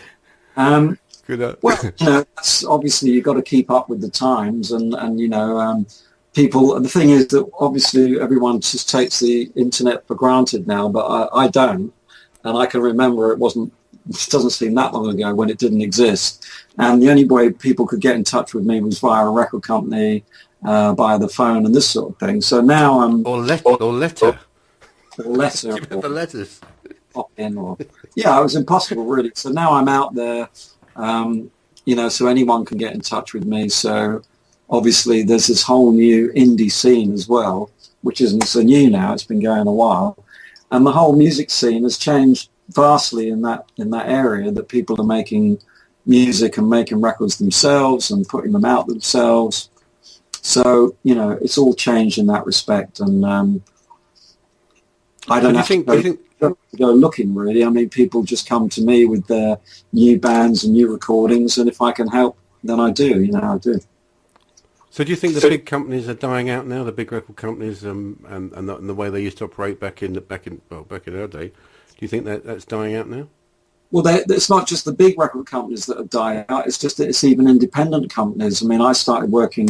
We formed Rocket Records, which was one of the first independent record companies when I was with Elton John, and you know, and then there was Island Records, and there was all sorts. I can't think of them all now, but there were so many record companies, independent, starting up, and there just aren't so many even of those anymore. So, and what has happened is that there's now, you know, like a handful or less than a handful of the hugest record companies, you know, that just run the whole thing really. And, you know, it is very, very difficult to be a part of that and to get signed to Sony or to, you know, Warner Brothers or whatever it is. So it's very, very tough. But, you know, what's not so tough is to make records. Everyone's got home studios these days, you know, they've got access to recording equipment, and then you've got, you know, the most amazing thing is obviously iTunes, and it's like one record shop, so we could have this conversation that we're making release, you know, within a few hours, which is, it's an unbelievable concept that obviously younger people would take for granted, but when I started off in the business with, say, Elton John, you know, to get people to stock his new single or his new album was just impossible, really. You know, it was, God knows how we ever sort of did it, really. It was an incredible feat. Whereas now, you know, there's just one shop in the whole world, which is you can have your music up on there so that anyone in the world can download it if they know it's available. You know, it's still got to be sold. It's still got to be known that it's out there. So you've still got to promote music in the same way. And obviously the big record companies have got all the money and the power to do that, which does take a lot of money and power. But, you know, it's still a very exciting business from that point of view, that it's now in it's now more in the artist's hands. And anyway, what we're doing now, and what you're doing, running Loop Radio, internet radio, is just totally mad, isn't it? From 30 years ago, where there was a handful of stations. Well, there was, you know, 2 or 3 that were playing pop music, maybe only 1 on the BBC. And then obviously we had the pirate radios, but that's another story. And the pirate radios was another reason why maybe that music in the 60s and 70s was, it went along with that whole atmosphere that we were talking about of, you know, of music sort of bursting out, really, with, because radio, you know, Radio 1 or BBC 1 or whatever it was would only play top 10 and top 20, whereas the pirates were now playing anything that they fancied playing. And now that's coming back more than ever now with internet radio, where, you know, you're getting, I mean, what we're doing right now is the answer to your question, isn't it? Not that I can remember what your question was now. And neither can I, because it's an age thing. So, but do you think it's a good thing that the power has been taken out of the big record companies now, and that there's more power with the artist or with smaller maybe? Yeah, you've got to say it's a good thing. You've got to say it's a good thing. I mean, there's always the good and the bad. You know, there's always good comes with bad. So, you know, there's aspects to young people making records and making music now which I don't like. But then there's all the aspects that I do like, and like you say, I mean, the thing is that what's most interesting is that some things haven't changed at all in the nearly 50 years I've been doing it. You still need to be brilliant. You still need to be great. You still need to be able to sing or play or write or whatever incredibly well, and you still got to be passionate about it, and you still got to want to succeed no matter what. You know, that hasn't changed. It won't happen. It won't happen by tripping over in the street and suddenly you get a hit record. And anyone that thinks that obviously is delusioned, you know. Unfortunately, you know, when people watch the X Factor and they see people come on there for the first time and they look a bit, you know, disheveled or whatever, and suddenly in a few weeks they now look like stars, you know, and they're sounding like stars. So maybe people think that's how it happens. It can happen in a couple of weeks or a few weeks. So that's a bad thing in a way, because there's certainly no way that it does happen like that. Obviously, when you've got the power of Simon Cowell and this whole production team, you know, they focus in on the artist like a record company would, but in a short space of time, then they can make things maybe happen like that or seem to happen, you know. But like I say, the interesting thing is that to be a great, I mean, you know, we were just talking about the guy, I can never remember his name, and now I can't remember it again. The ginger chap. Ed Sheeran. You've forgotten it as well. Yeah, I mean, you know, he comes along at age 16 or something and just blows everyone to bits. Why? Not because he's, you know, lucky or because he, you know, he's written one song, because he's talented, you know, he's amazingly talented, and he's tried and worked really hard at performing and getting his instrument, you know, playing it brilliantly, singing brilliantly. And, you know, it just takes a lot of guts to do that, and that hasn't changed. Because you can say what you like about Mick Jagger's voice or whether he's the best singer, but the guys, you know, in that band are just so gutsy. They were going to be, you know, they were going to be successful no matter what. And the thing is that how you know that is because 50 years later, they still want to do it. That's how you know how gutsy and how passionate they are into it. even when they're like, don't get me started on what they're still charging for gigs now, because I think that's and I know gigs cost a lot of money to put on, but yeah, I think some of the pricing for these gigs is just extortion, and it's out of people's pockets now. It's not always possible.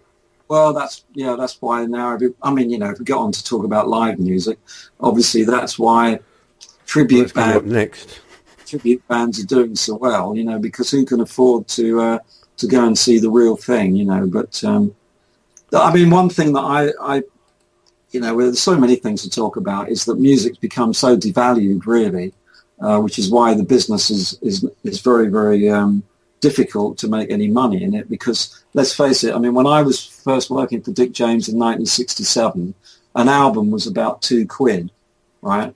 But we're talking about 50 years ago, nearly 50 years ago, when a house was about a couple of grand or £5 grand or £6 grand or something. Really an album should be about £200 now. If everything had gone up in the same way, is that an album, which is what we used to have to buy. If you wanted to hear your favorite artist, you had to go and buy that record. It was the only way of hearing them. And it was 2 weeks pocket money. It was a very expensive item.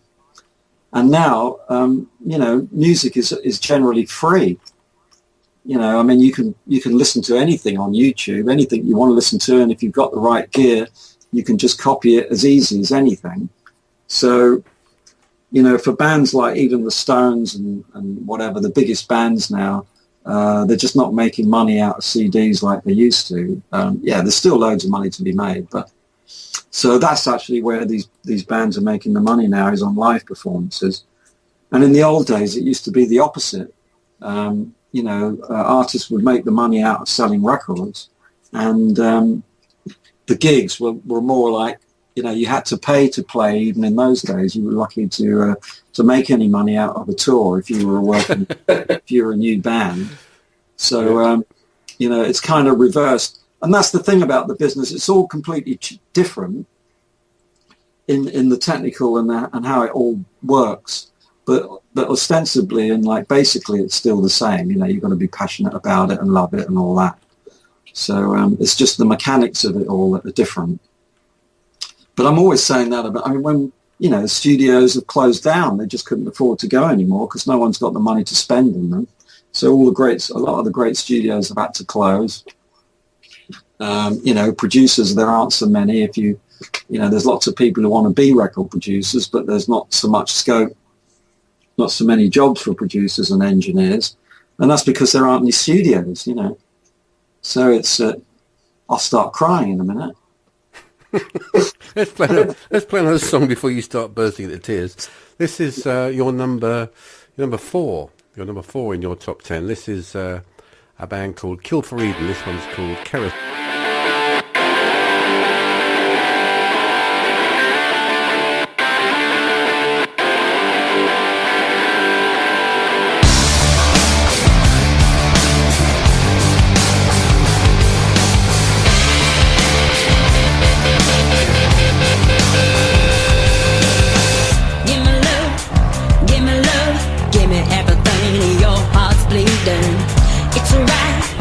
It's alright, a little bit of pain.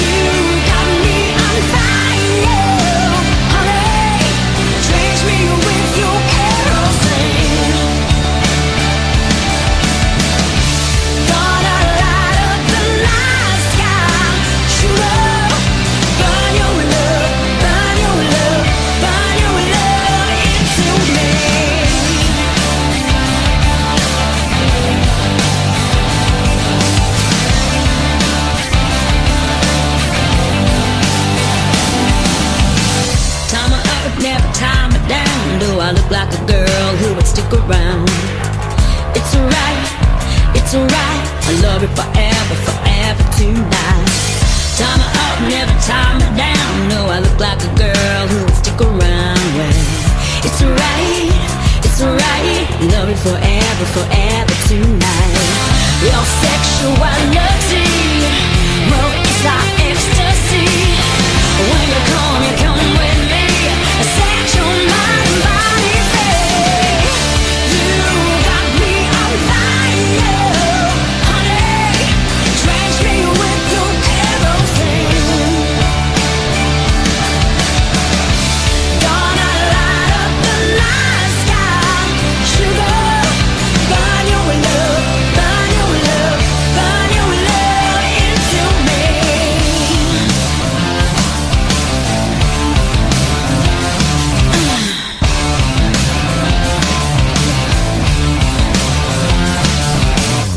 I need a breeze, I need a breeze, you baby. Down on my knees, just let me please you. Oh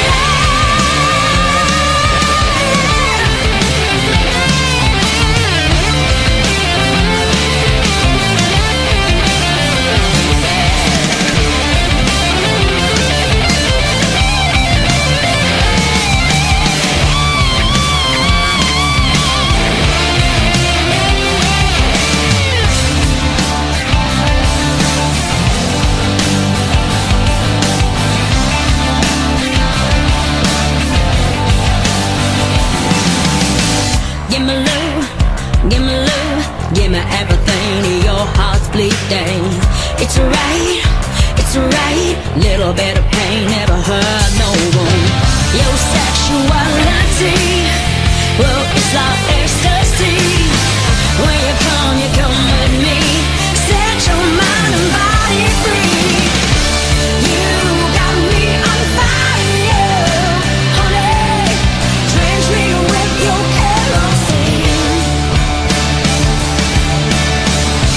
Gonna light up the night sky.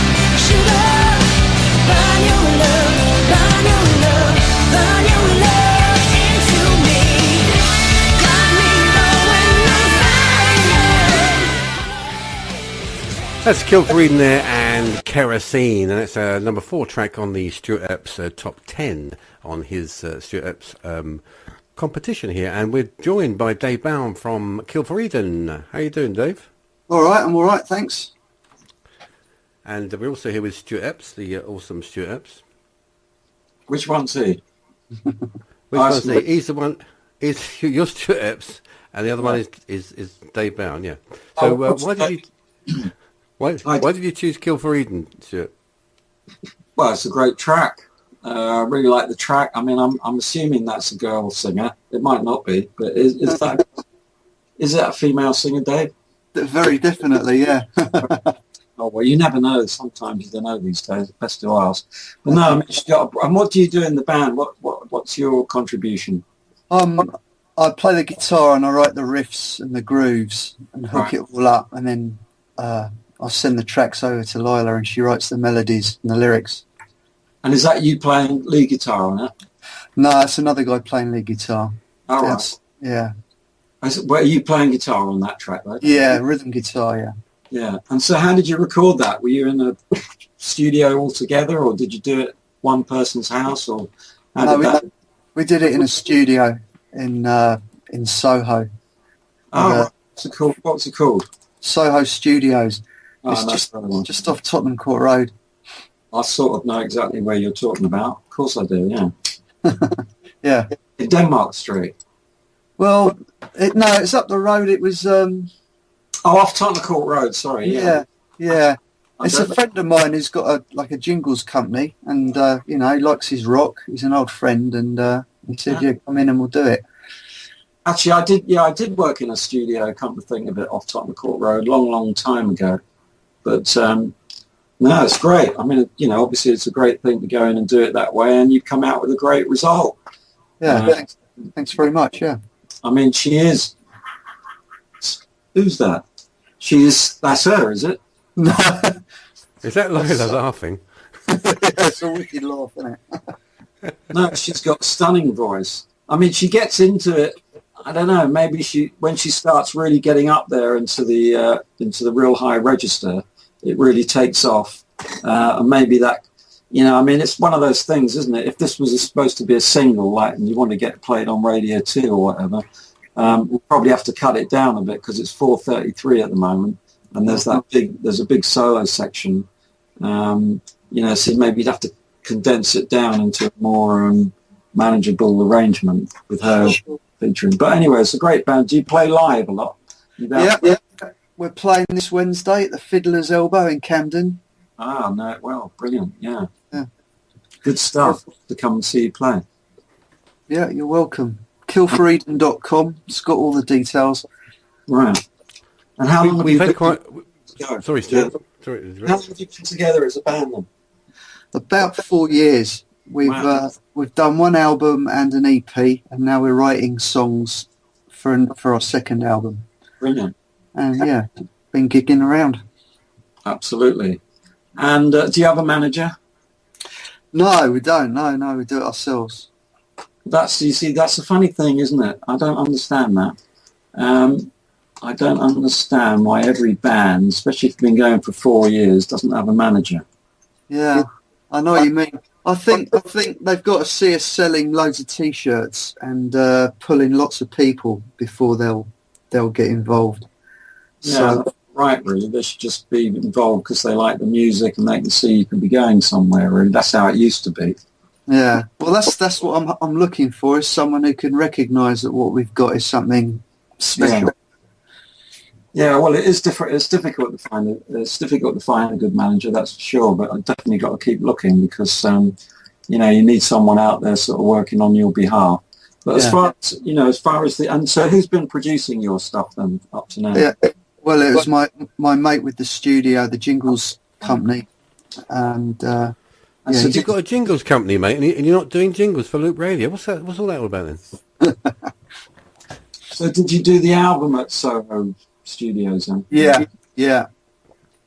Yes. I mean, I demoed it all at home, and then we went up and recorded it in a couple of weeks. And what's the sort of age range of the band? 30s. And the singer, how old is the singer? What's her name, the singer? Lila D'Souza. She's from Australia. She lives in London. Right. She's been over here for about 5-6 years, and she's busy singing all over the place. She's in demand. Yeah. For obvious reasons.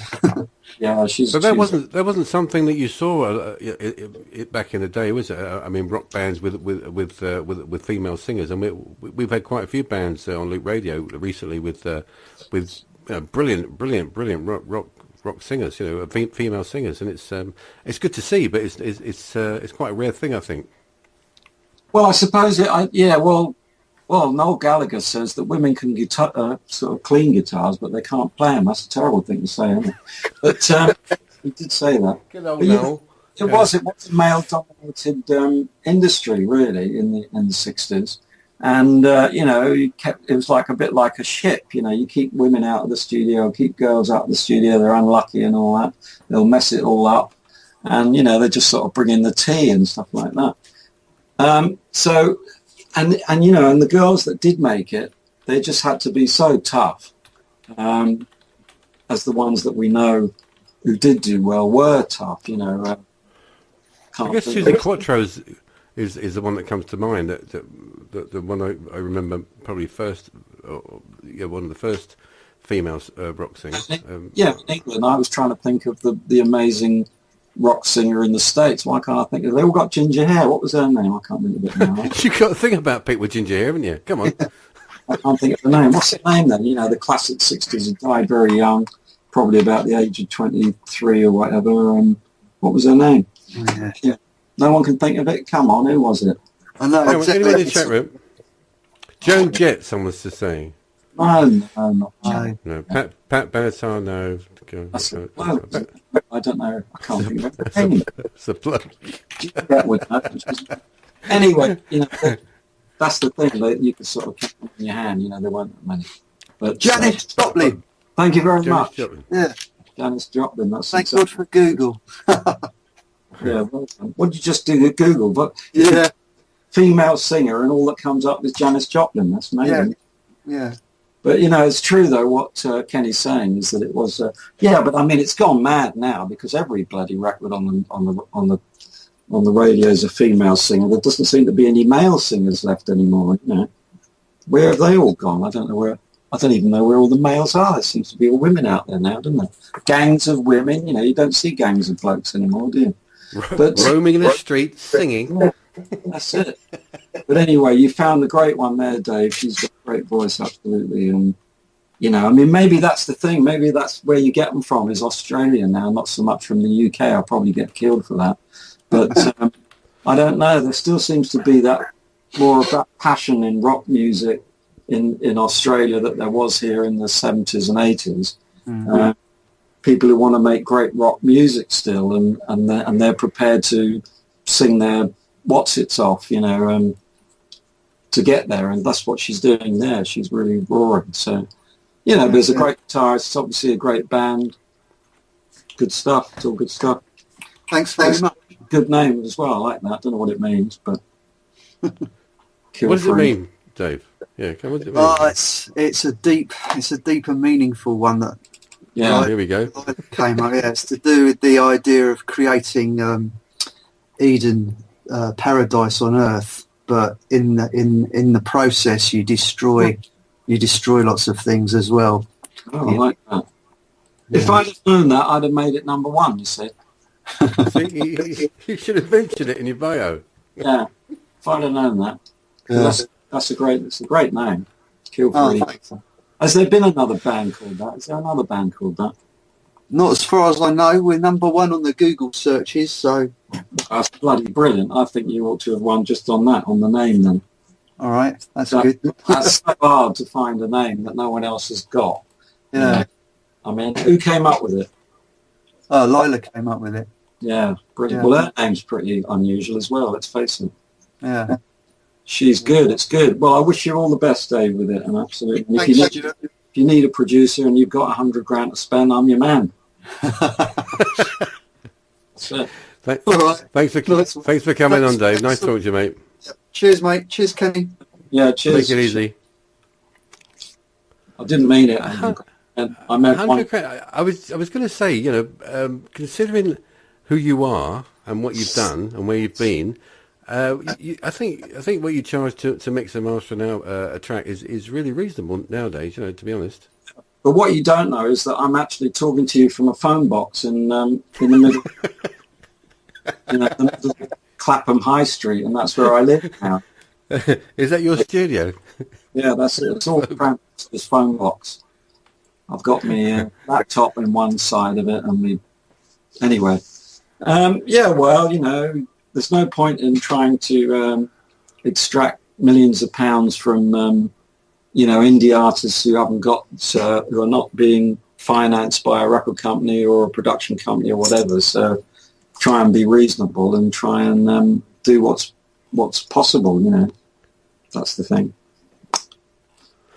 So we're moving up now. I think we're to a number 2 song that you've chosen, and I must just explain that Stuart gave all the 10 tracks points out of 10, marks out of 10, and nobody got 10, obviously, because that would be perfect, and nobody's perfect. But this is our number. I think it's number 3. Our number 3 track that you've chosen. This is a band called Friends of Emmett, and this one's called Coming Apart.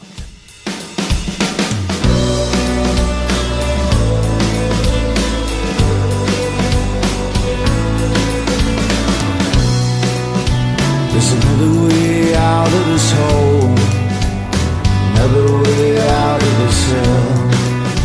When you're trying so hard to hold on, trying so hard to be well.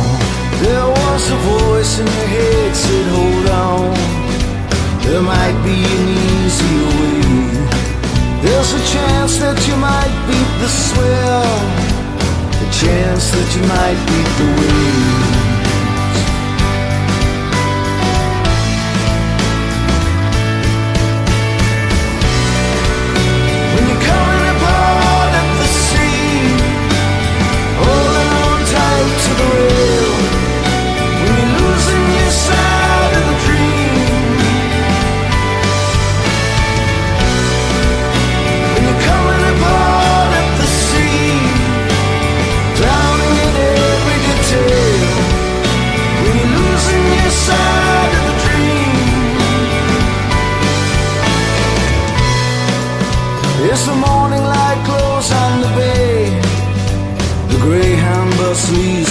here. And the people you pass on the way speak a language that isn't so clear. If only somebody could see, if only somebody could say, well, there might be a chance for you here, a chance for a life to be saved.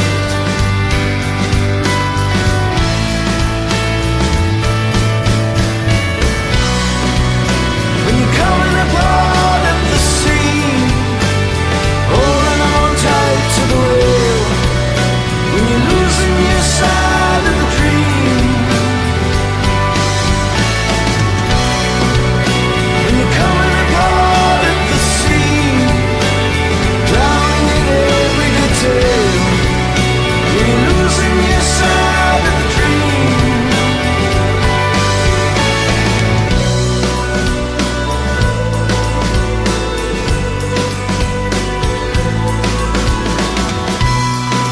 As you're free falling out from the rail, you find that your mind has betrayed, and the truth will now slowly unwind, leave you with nothing to say.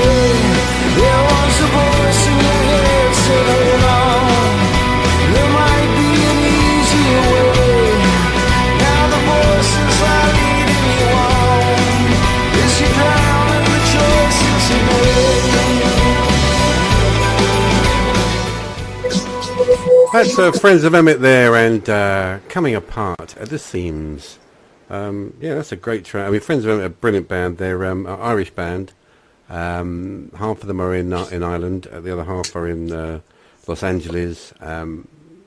Obviously, why you chose them? What was it about that track that drew you to it? Well, I will go to talk about that, but I was just wondering whether all these bands are listening at the moment. Do you think they are? Oh yeah, they all know that they're listening. Most of them are in our chat room here on Loop Radio. So if you are listening and you'd like to join us in the chat room, get over to www.loopradio.net, click on the chat room link at the top of the page, and come and join the chat. I mean, they're talking a lot of old rubbish in there. They're talking about tickets and God knows what, birthday cakes, Process Infinity. They're in there with loads of cakes. You got second player score. They're talking about God knows what they're talking about. They're talking a load of old. They're not even listening to what you're saying, Stuart. Can you imagine that? That's good. People are not listening to what you're saying. Well, I don't mind. I'll just talk to myself. But anyway, No, you talk to me, mate. It's a strange name, but no, if they're half from Ireland, I mean, there's something I can about... tell you a story. I can tell you a story of the name if you want. Go on then. Well, apparently one a guy called one of the guys I did an interview with from the band. They were telling me that one of the guys has got a son called Emmett, and one day they're all sitting around in his lounge knocking out a few tunes, and a knock at the door came, and someone shouted, "Who's that?" And the mother shouted out, "Okay, it's only Friends of Emmett." So that's where the name comes from. Brilliant. It's lucky his name wasn't Sid then or something. Yeah, Friends of Sid. Or Eric. At least Emmett it's a different name. But anyway, it's a good thing. It's an interesting subject where the names come from of bands. It's not an easy thing to come up with, really. And it does remind me of, I mean, I'm going to talk about the track, but I mean, one of the few times when it's really happened in the studio was actually, I was telling you about Jimmy Page formed a band with Paul Rodgers, and they were all in the room. They were talking about what should we call the name of the band. And the drummer, Chris Slade, just happened to say, "Whoa, what about the Firm?" And just went, "That's it. Brilliant, marvellous, great. What a great name, brilliant." But it's not many times when that's... because obviously Paul Rodgers had been in a band called Bad Company and got the Firm, and, you know, but then it's Firm as in sort of firm hand or whatever it is. So it just seemed like a great name. It happened just like that. It's great when names come out like that. But anyway... If I just tell you a little interesting thing that I was talking to, well, I think Dave Bound that we just spoken to, and a couple of other bands that I've spoken to, when I've asked them how they got the name from, and they've said that they've looked up to see if the domain name was available. Oh right, yeah. So that's obviously the future now, isn't it? You've got to make sure you can get the website before you can name your band, which is... Yeah, that's true. That's handy, yeah. But coming back anyway, that's interesting. But coming back to this band, I mean, coming apart from it, no, it's just a great pop song. It's great when you hear, a chorus like that. It just comes in and hits you, and you obviously know that you must have heard those chords before in that same sequence. And it's a very simple melody, but it just sounds brand new.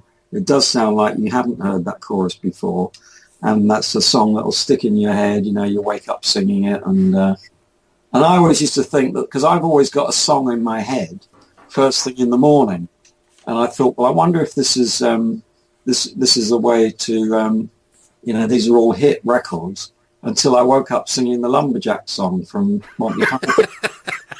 I thought, oh no, I'll have to rethink that. This isn't working. But it's one of those songs that sticks in your head, and I must admit that I don't know what I would do to I'm not quite. I probably could remix that and get it a bit better, but it's a very well put together production. It's a very well put together arrangement. Everything about it is really well done, and in a way that would be why maybe I didn't choose it, because I couldn't think how I could improve on that really. So well done, Emmett. So we talked earlier about live gigs, and obviously you've got your tribute band that your Elton John tribute act, which you're promoting and doing live gigs for. Do you get much involved in live gigs nowadays, in live gigs music scene? I don't really, no, not so much, because I'm just in the studio all the time, really, mainly concentrating on that.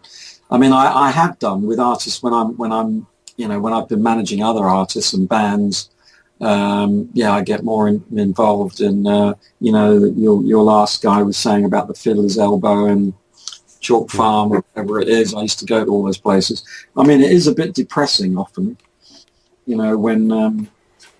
when you go to some of these venues with a new band and there's just 3 people turn up, and their fan base on friends on Facebook, they got 3,000 fans and 3 people turn up or something.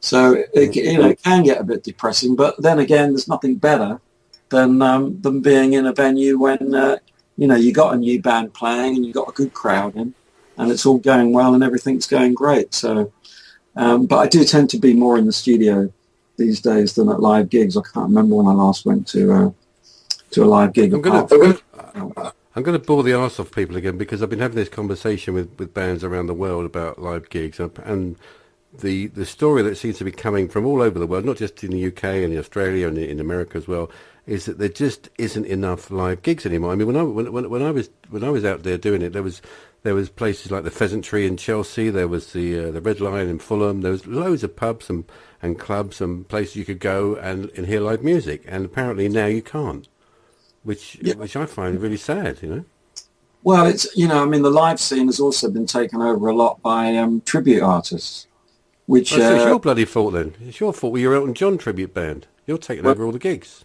Well, that could be it. I mean, it is strange. it is strange, but it's all about commerciality and people trying to make money, I'm afraid.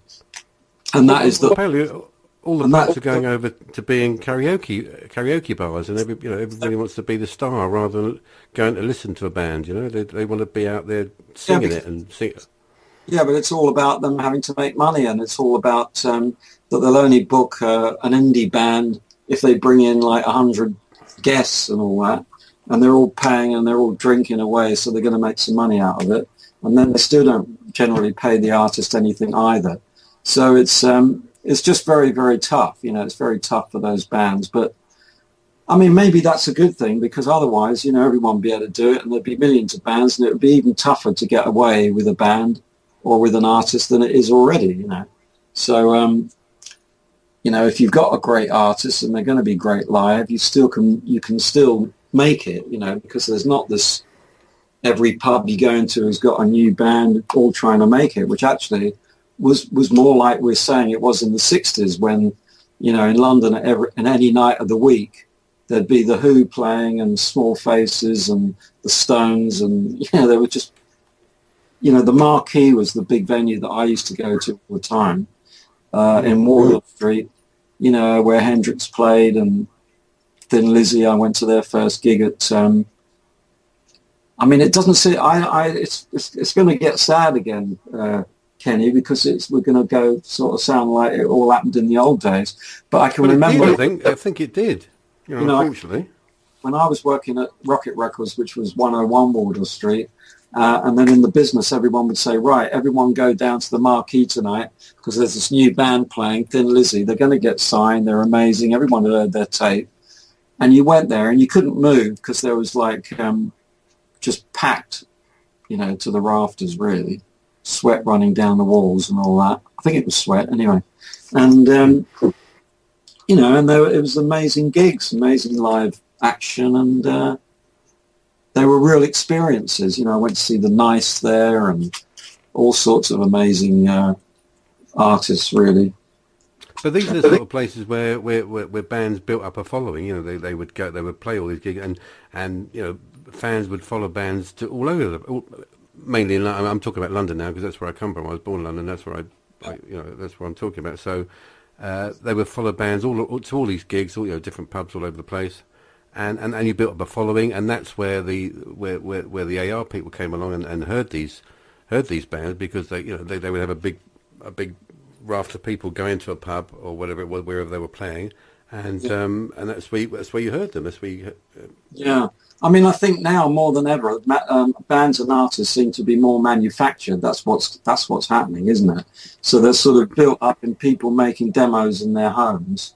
You know, until they get to the point where, you know, a record company picks them up, and maybe they don't even do a gig, you know, and then they have to start doing gigs after they've actually got signed. And it's what I was saying earlier, really, about all the mechanics and everything, the way it happens is a lot different to how it used to be, where you get bands that might be gigging for a couple of years before they, you know, and they build up this following because they've been doing it for all this time. You know, Oasis, they talk about bands from Manchester and stuff like that who were playing for quite a few years, or, you know, maybe it was only a couple of years, but they build up a following of a couple of thousand or a few thousand people. And then when they hit London, they're already great performers, and they've got this ready-made, well, small but ready-made following. So as soon as the A&R guy walks in and sees 500 people all going nuts and realizes that this band's going somewhere, you know. So, you know, that's how it would happen. But it's also where you used to hone your skills, wasn't it? We used to hone your craft as a. Yeah, I mean, if you die a death, you know, you go on with a band, you think, well, we're great, and you're just dying a death. You have to go home and rethink it, and there's a lot of, you know, crying and shouting and everything else. But that's what went into it all, and that's why we're saying it was so great. And the bands that pulled through, and the bands that succeeded, or the artists that succeeded, we're not just talking about bands, why they did, because they went through all this shit, really, you know. And maybe that's what people have to think more about. They've got to be more dedicated and more passionate. And, you know, you hear about Hendrix, who just constantly had a guitar around his neck 24 hours a day, because he just wanted to be the best. And that's how you become the best, is by practicing and playing and being, you know, just doing it, really. We should probably play number 2, because we're getting there now, aren't we? We're going to be. I think we should. So just to recap, that the number 1 track that's going to be chosen tonight by Mr. Stuart Epps is going to have his track mixed and mastered by Stuart. Also, I've got to give a big shout out to Lawsuit Pending Records, who have also contributed $800 worth of a digital sales and a CD packaging. So that includes all the artwork. If you're going to have a CD, that will include the cover, the rear and inner, the inner label, and the CD label, and the sleeves as well. And that's been given to us by Lawsuit Pending Records, who is Mr. The Honourable Johnny Gibson, who is also one of our judges here on the Stuart Epps show tonight. So we're now going to play the runner-up, and the runner-up is also going to get one of these CD packages and printed CD covers or artwork or whatever it is they need. And This one is from a band from Australia called the Bounty Hunters, and this one's called Rise. You are listening to Kenny Darkreed.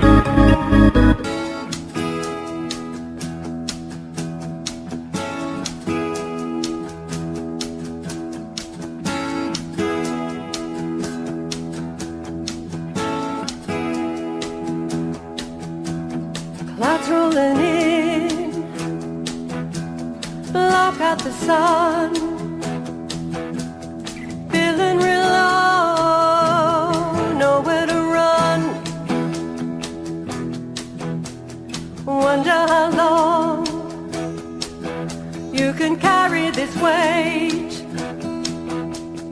Destiny lies in the hands of fate. When all hope is lost and you think it's the end, face the new dawn, open your eyes. Be strong, be true to the dream in your heart. Out of the ashes, the phoenix will rise.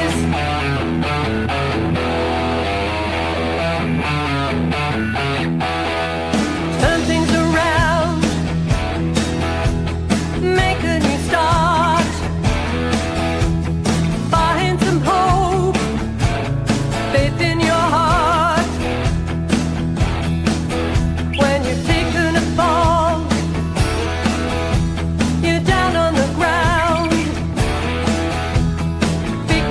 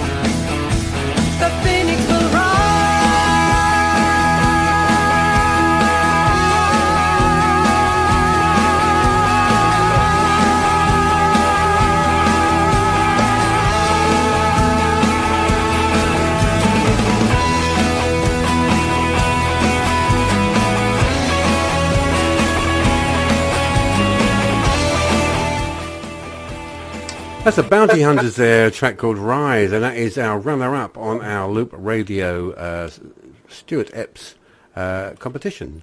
And I think we're joined online by Dave and Lynn Hines. Are you there, Dave? Hi, Kenny. Hello. How are you doing? It's Dave and Lynn Hines from Bounty Hunters, and you're live with Stuart Epps. Hiya, chaps, or chapesses. Hi, Stuart. Hi, Stuart. Hi there. Where are you calling from then? Where are you? Are you in this country? Which country are you in? Now, we're calling you from Australia, Port Macquarie on the East Coast. I thought so. Yeah. That's amazing, isn't it? Yeah, Sure is. it sure is. It's early morning. Time in the morning, isn't it? There. Yeah, 8:15. Oh, it's not too ridiculous. No, No. not too bad. We've been up since 6 listening to the show. It's been fantastic. Yeah. Oh well, that's good. That's great. No, it's good, and that's a great. It's a great track. I'm sorry it didn't quite get there, but it's pretty close to being there. And whereabouts are you again in Australia? Whereabouts are you? We're on the East Coast, Stuart, Port Macquarie. It's a little seaside town about halfway between Sydney and Brisbane. Well, I'm sure it's bloody beautiful. It's a beautiful It is. morning. Yeah. How far are you from Byron Bay? Is it 1,000,000 miles away? No, Byron's about a 5-hour drive. Oh, it's not far, is it? That's one of my things. I've got to go there. My mate's just been there, who's actually from New Zealand, and he just had a great time there. But I'm working with I'm working with quite a few Australian bands. Hello, is that the bass player? That's our little dog Remy. He likes to get on interviews, Stuart. He likes to steal our thunder. Yeah, why not? And so how's it going for you guys and girls out there? How's it all happening? Good. Thank you. Yeah, Lynn, We're keeping busy. We're ready to go in and record our next album, which we're really excited about. Wow, brilliant. And where are you going to do that? we've got a friend who has a really good studio very close to where we are. It's only about a 20-minute drive to the west of us. A little place called Beechwood. And he's got a studio called Shoehorse Sound. His name's Michael Lynch. He was a staff engineer with Sony here for many years, and he's now kind of semi-retired. Well, not really retired. He set up his own studio up here. He's done the tree change thing, and which is great for us because he's very very close by. Yeah, good stuff. And so, and is it a full band that you go in with? Is it drummer and bass player, and you go in with the whole band? Is it? Absolutely, we do it old school style, Stuart, all in the room together. Lynn's on bass. She does a scratch vocal. We all get in the room together with cans on, and with Rob, our drummer, and with the amps in ISO booths and stuff like that. So eyeballing it all the way. Good stuff. Is that you on guitar? Are you playing that lead guitar then? Yeah, that's me, Stuart. Yeah. Oh, it's a bit brilliant. I mean, it all sounds good. The singing sounds great, and the playing's great. It's bloody loud though, unless it's my system, but that's you were obviously in charge of the knobs on that one, I think. Gosh, it's very, very loud. No, we actually, that was Michael. That's his production. We just said we want a live rock sound, like we play 3-piece live, and our sort of request to him was, let's not do too many overdubs or anything. Let's just keep it really sort of raw and live sounding. Well, it's right up my street. I mean, it is particularly. I mean, it's quite long, that track. If you were thinking of it as a single, then it's quite long for a single. Yeah. But the playing on it's superb, and the singing on it's superb, and it's very Thank good. you. If I can help get involved in the future, you'll have to let me know when you come to. I'm doing that with a lot of bands now. Is that rather than fly to Australia, which I'd love to do. I'm doing a lot of remixing and mixing of bands from abroad, and in fact, I'm working with a guy. I'm not quite sure. I think he's on the East Coast, from Australia. Who just sends me. Well, actually, I'm writing songs for him now. So, but it just seems funny that I am working with a lot of Australian bands, and I find a lot of the music is very refreshing because it sort of harks back, but it's got all the passion of like we were talking about tonight, of the music of the 60s or the 70s, and that seems to be more of the focus of a lot of bands in Australia.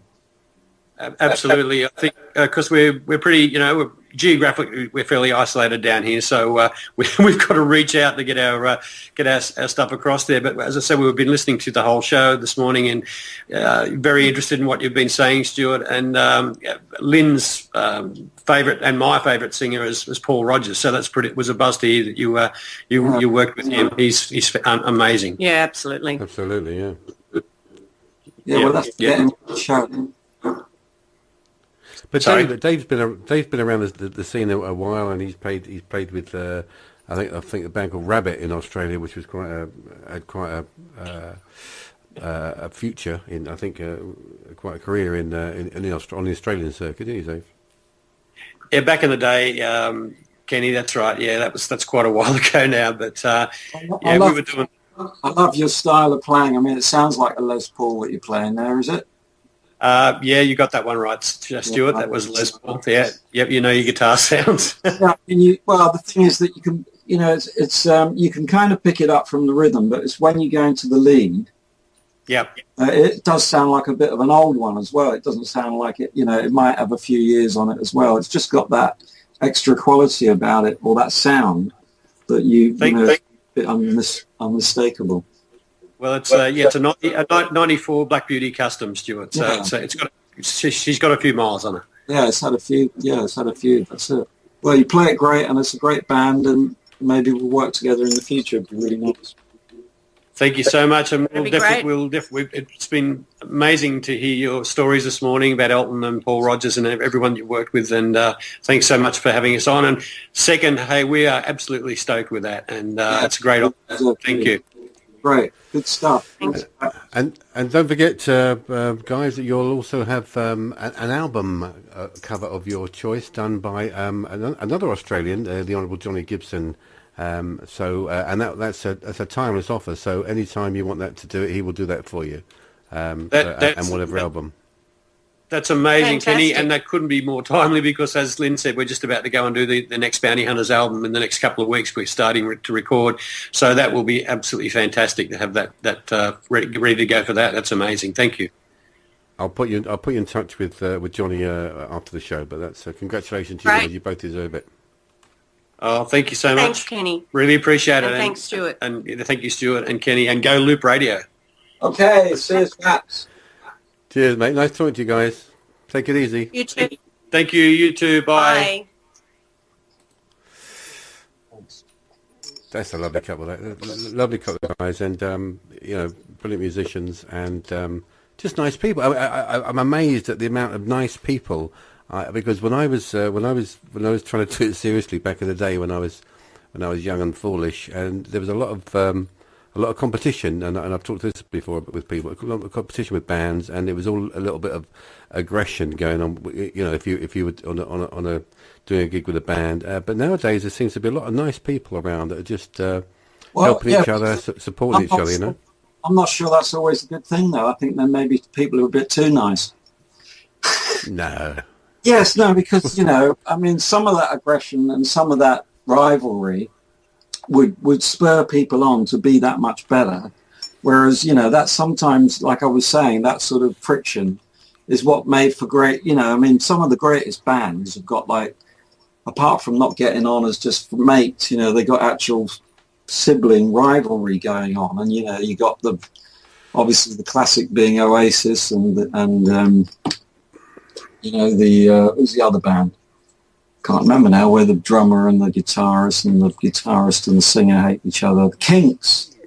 Got all this amazing sibling rivalry, wasn't it? I guess so. Oasis was too. Yeah, which just sometimes that sort of friction makes for excitement, and stuff like that. So of course it's nice. Everyone's nice, I've been lucky. When you look at the Eagles, who kick the shit out of each other on stage, and then 9 years later get back together again. I mean, it's there's hope for us all. Yeah, absolutely. Anyway, let's play this final What's It. This final What's It? Yeah, let's have the final. So this is the winner of our Stuart Epps competition. This is the track that you've chosen to be the number one. Do you want to talk about it first, or should we play it first, or how do you want to do this one? Yeah, because I'd like to hear it again anyway. So the winner of the Stuart Epps competition is a track by it was written by Mel Barnett, produced I think by Billy Plough and sung by Big B. This one's called I Still.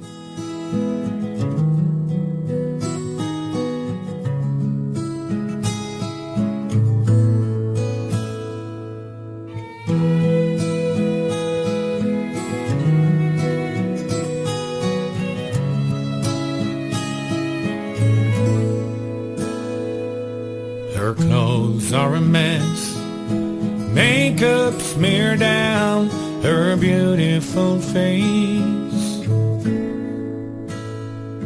She tries hard to stand, smiling at nothing at all. Oh, but she knows I'll catch her whenever she falls. I still love her, even though it's hard to, and sometimes I don't want to.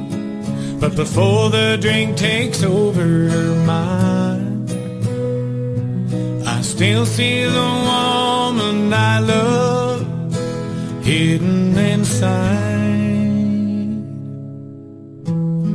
I carry her gently to bed. Old memories of us inside of my head. I kiss her eyes and whisper goodnight. And she pulls me close and asks me to hold her tight. I still love her, even though it's hard to, and sometimes I don't want to. But before the drink takes over her mind, I still see the woman I love hidden inside. In the morning I run her a bath,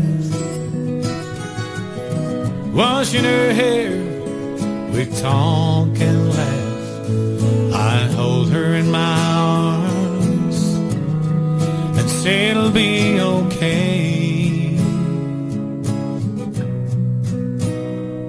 'cause I'll help fight her demons and send them away. When she smiles at me that familiar smile, I can't help but kiss her lips and hold her in my arms. So I pray for the strength to stay in her life, because I still see the woman I love hidden inside. Inside, I still love her, even though it's hard to, and sometimes I don't want to. But before the drink takes over her mind, I still see the woman I love hidden inside.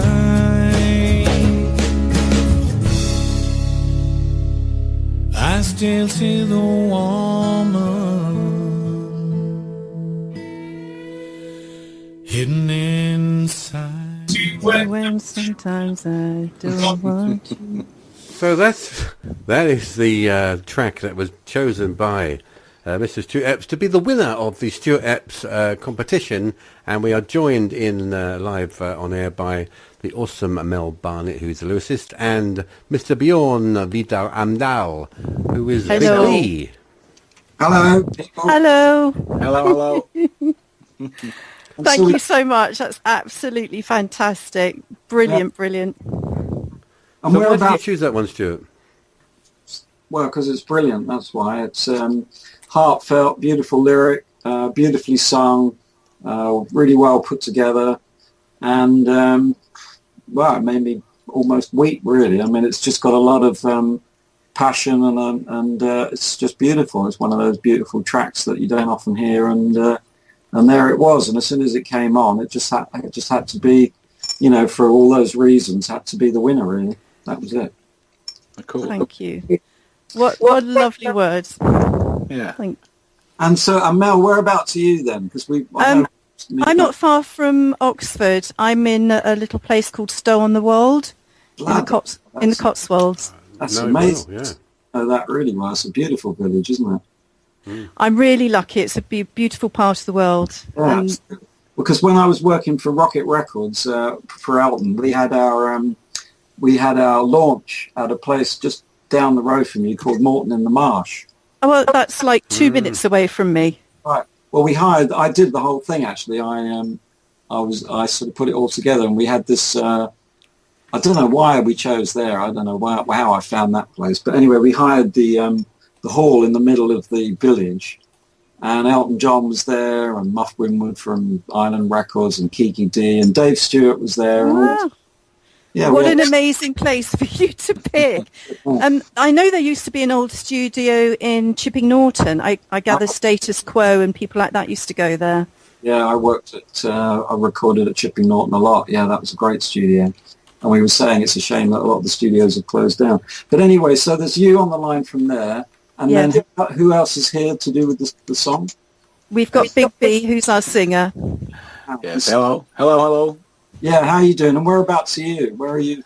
Well, I'm stationed in Norway, called in a city called Lillesand. We also call it Small Sand City. How amazing! Yeah.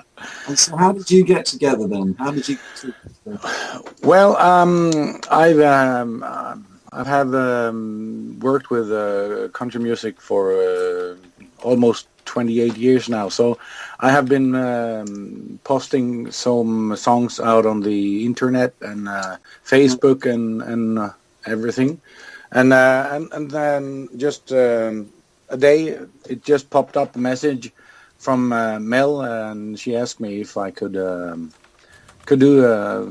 vocals on one of her songs. Right. And I said, sure. Send it over, and I will give it a go. So what? Did Mel? You wrote the melody as well as the lyrics, then? I didn't. I just write the lyrics. This was composed by a guy called Billy Plale. I've written with a few songs with him now, and he's in the UK too. Right. And I put the lyrics together. In fact, I found him. This is all due to the power of the internet, because I would be absolutely buggered without the internet. And I trawl the internet and I listen to tracks, and sometimes I just feel pulled towards somebody or towards a singer. And I contacted Billy too and said, if ever you look for any lyrics, can you contact me? And he did straight away. And I said, look, I don't know if you're interested in country. I love writing lyrics for country songs. And I sent him these, and then found Bjorn, and actually he sings a couple of our songs. So I think he's got the most beautiful voice. He's just soulful, deep country voice, just beautiful. Yeah, no, it's a great word. And so I have to ask you then, that where did these lyrics come from? Because it's quite a story, isn't it, really, that you're telling there? I'm quite a poet. I sort of put myself into a story, and years and years ago, somebody worked for my father actually who had a bit of a drink problem, and I sort of tried to reverse it. If it was a woman that had the drink problem, how would a man deal with it if he really loved her still? It's like any sort of addiction, it doesn't mean you stop loving that person, it's just how you deal with it. And he's trying to always support her, and some days he looks at her and thinks, I don't like you, but I love you. And it was sort of just putting those words together that way. Well, you did it absolutely brilliantly and amazingly well. Thank you very much. Thank you. That means a lot. Yeah, my wife, who's actually listening now, because she writes beautiful songs as well. Yeah. We were both just really emotionally taken away with the words and that's the thing with the song. It's the combination, really. And I was saying this earlier, that often, when you get several people working on a project, you can get the best results, when it's not just one person. Of course, that happens as well. But, you know, you've put this together and it's just all worked brilliantly with great words, great melody, and a great singer to put it all together. And and it's an unusual production as well, because, I mean, I was just listening to it again there. I haven't been playing it for a little while. And I'm thinking, well, when is everything going to come in? You know, it should have come in by now. And I'm thinking, well, maybe it doesn't. You know, maybe it doesn't all come in. But just when you're thinking, oh, no, it's not going to, then it does. So the great thing with collaborating is that if you work well together, you can be really gracious and kind with your comments, you know, and maybe we should try this, or can we change that word? And that's where it worked with Bjorn. You know, some of the words originally didn't quite work, so we went back and, you know, and I would send him new words to try. But it was, you don't have to be mean with each other, and we just gelled. And that's the thing with collaborations, you know, it's especially on the internet, working this way, you know, working with people all over the world, and these people become friends as well. Yeah, well, that's what I'm doing. That's why I'm having a great time, actually, because I've just finished an album with someone in, it was a little while ago in the States, a girl that I never even spoke to on the phone, you know, and we did a whole album with her sending me piano and voice recordings and me putting the rest of the production on. And that's the thing with music, is that you don't have to actually be in the same room. If you share the same passion about music and about the music that you're working on, you know, you can create these great things without actually all being together. You know, it's that's the thing about music, that that's what you can do. You know, you can become a fan. You know, you don't have to go and see the art. I listened to Joni Mitchell for quite a while before seeing her live, you know, and I didn't even know what she looked like, to be honest. It was prior to videos, but what difference? It didn't make any difference at all. You don't have to see someone to love their music. And sometimes what you create in your mind and in your head it can be better sometimes. You know. Nobody would want to see me, I tell you. I sit here and I'm Skyping and I've got my fluffy slippers on and I'm looking all serious up top, but below I've got dogs running around. And I have to tell you, you can't see, because Kenny hid some cameras in your place and now that's being beamed out. It's all, it's not a pretty sight, is it? I mean, one thing I was going to say is about the song and about the performance is that, you know, I grew up listening to James Taylor's, probably, apart from Joni Mitchell, when it comes to folk and country, was probably my favourite of all time. And I could hear James singing that. I mean, you know, your guy there is singing it. He's got a beautiful voice, absolutely. But, you know, it's right in that sort of area as well, you know, that I love. Jackson Browne in there too, I thought. Yeah, Jackson Browne, James Taylor, absolutely brilliant. And, you know, there's nothing better than you hear, all right, so maybe those chords have been put together before in that sequence, and you know, but it's just one of those times where I was talking about where you just hear something and it just takes you away and you just think it's like the first time you've ever heard anything like that, because it's a new story and it's being told differently and it's a new singer, it's being sung differently. So it's a very deserving winner anyway, absolutely. Thank you so much. Yeah, thank you. And now I'll remix it. So what I was going to say, actually, what I would like to try is maybe, because I don't just like to remix them, and if there's anything in there I can add. So I would like to just maybe try, I'm not even sure if I'll be able to do it, but maybe just a couple of little harmonies here and there, if that's all right. I would be delighted. What about you, Bjorn? Yeah, I think that will be very good. Well, you don't have to have it anyway. I'll do. No, well, you're the guru. That would be fantastic. I'll do them, and the idea is that there's a couple of places, obviously, in the chorus where I'll just join in, because that's unusual that there isn't one backing vocal on it. It is kind of unusual on such a strong chorus. But what it'll be, you know, I'll try doing it so that it just sounds like you anyway, Bjorn. Yeah. You know, it'll be behind your vocal, and that'll be fun. I'll enjoy doing that. Because really, in terms of remixing it, I mean, I'll obviously try to make it all sound a bit better, but it doesn't sound, it sounds pretty good, to be honest, as it is. So there's not a ton to do. So you have to... I was just fooling around with the home studio here and with my mic, and so yeah, Good job. So what you have to do, Bjorn, obviously we can get into it, but you have to send me all your, you have to send me your email address, and then I'll get you a Dropbox, and then you can put all the, you have to get all the WAVs into the Dropbox, and then I'll remix it and have fun doing it. Yeah, I think Billy has all those Yes. files. Yeah. We'll organise all that. That's really super. Yeah, we'll organise that. Thank you. Yeah. Right. Good stuff. Thank you.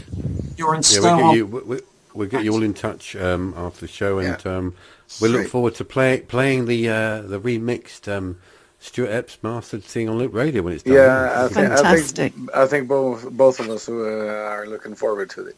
Very much so. And thank you for such a wonderful competition and such wonderful prizes. Really, it's such a delight for us. It really has made our day, our month. Yeah. Excellent. You're in Stow on the Wold. I can't believe that. I love that place. Because that's Well, also, you're always welcome for a nice cup of tea. And a yours- bath bun. And a bath bun, yeah. to Bourton on the Water. That's just down the road as well. That's just down the road, yes. 'Cause I used to stay at the Lig and Arms sometimes there. Oh, crikey. Yes. Yes. But I haven't been up My there. mum was born near there, so that's still in the world. So yeah, No, How well, amazing. part of the world. we're not a million miles away because I'm in Cookham, which isn't that far away.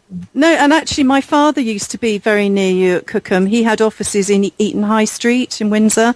Yeah. Oh yeah. So I know Cookham well as well. Yeah. Another beautiful part of the world. Yeah, absolutely. Good stuff. Right. Well, that's Thank you. Yeah, thank you. Brilliant. Beyond Well, thanks for coming on, guys. It's lovely talking to you, and That's great. And you, thank you so much. Yeah, thank we're you. looking forward to hearing the finished mix. Yes. Okay then. Can't wait. Put your hands together, ladies and gentlemen, for the awesome Mel Milsey and the awesome Bjorn Vida Ahmad. The, Thank you. Thank you so much. Thank you. Bye bye. Fantastic. Thank you. Stuff.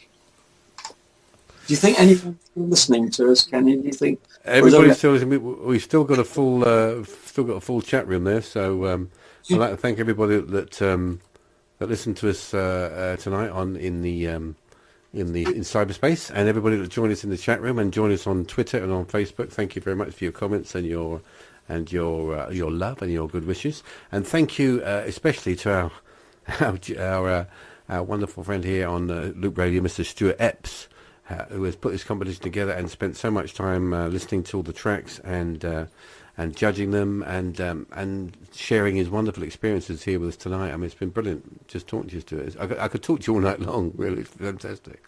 Well, I'm not going to. No, neither am I. We'll do it another time. Absolutely. No, it's great talking to you, and it's been a great show. I really enjoyed it, and we'll have to do it again. We should do it again. Thank you for suggesting that we do a show together, and we will certainly get that together, and we will have a regular fortnightly show here on Loop Radio with Mr. Stuart Epps and guests probably, and myself, and who knows what is possible. I shall get my tribute Elton then to sing to you on the live on the radio. You can hear how much. Oh, that would be fantastic. That would be fantastic. Yeah, looking forward to that. So get yourselves over to www.stuartepps.com and check out all of Stuart's information there. And if you would like Stuart to mix your track, he will do that for a very small fee, to be honest, for who he is and what and the prestige of having his name on your track can bring. So, yeah, get over and do that. So we're going to leave you with the with our number one track here on the Stuart Epps competition. This is Big B, Mel Barnett and Billy Player, I Still Love You. And thanks again, Stuart, for coming on, and look forward to speaking to you soon. All right, night. Thank you. Cheers then. Bye. Thanks very much for listening, ladies and gentlemen, and good night. High quality music on the web, every day. Loop Radio.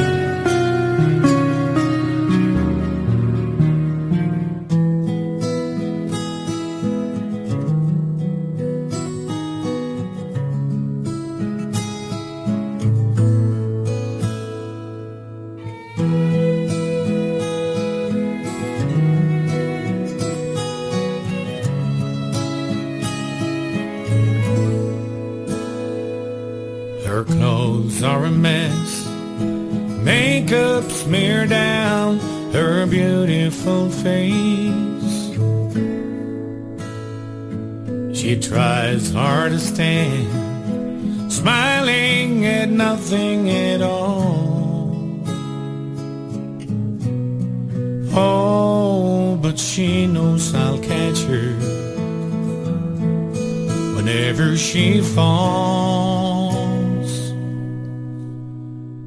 I still love her, even though it's hard to, and sometimes I don't want to. But before the drink takes over her mind, I still see the woman I love hidden inside.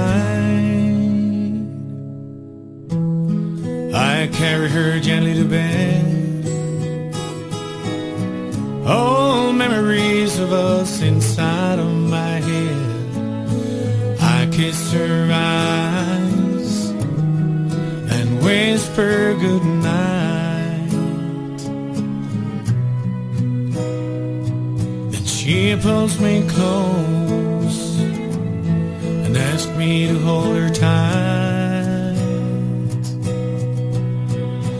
I still love her, even though it's hard to, and sometimes I don't want to. But before the drink takes over her mind, I still see the woman I love hidden inside. In the morning I run her a bath, washing her hair, we talk and laugh. I hold her in my arms and say it'll be okay, 'cause I'll help fight her demons and send them away. When she smiled at me that familiar smile, I can't help but kiss her lips and hold her in my arms. So I pray for the strength to stay in her life, because I still see the woman I love hidden inside. Inside, I still love her, even though it's hard to, and sometimes I don't want to. But before the drink takes over her mind, I still see the woman I love hidden inside.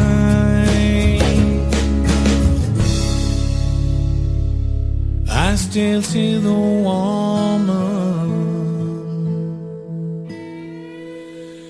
hidden inside.